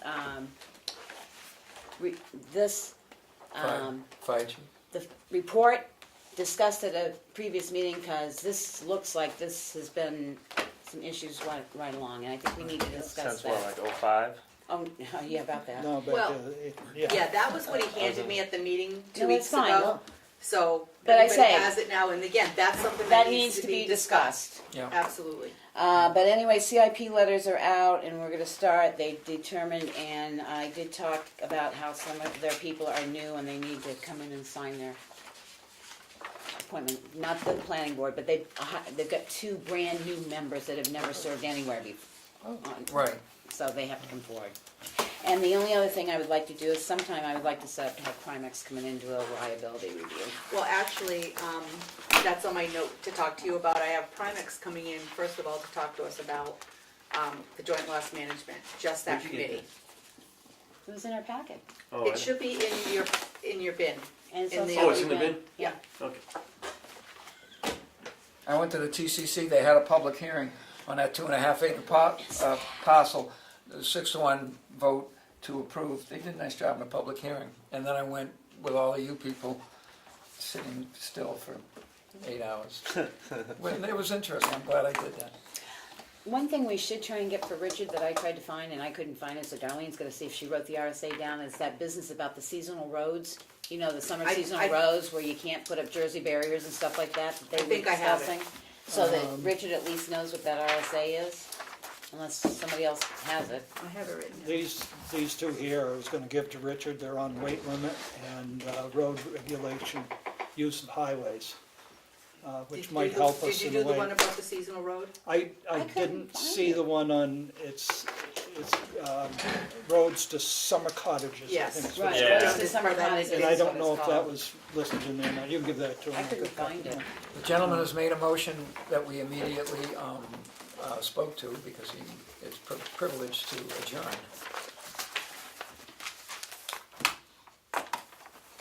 Meeting's adjourned. There you go. Oh, well, hearing no exception, and it's a Great. privileged motion. All those in favor? Aye. Alright, Opposed? alrighty. Too late anyway. Did anyone second that? I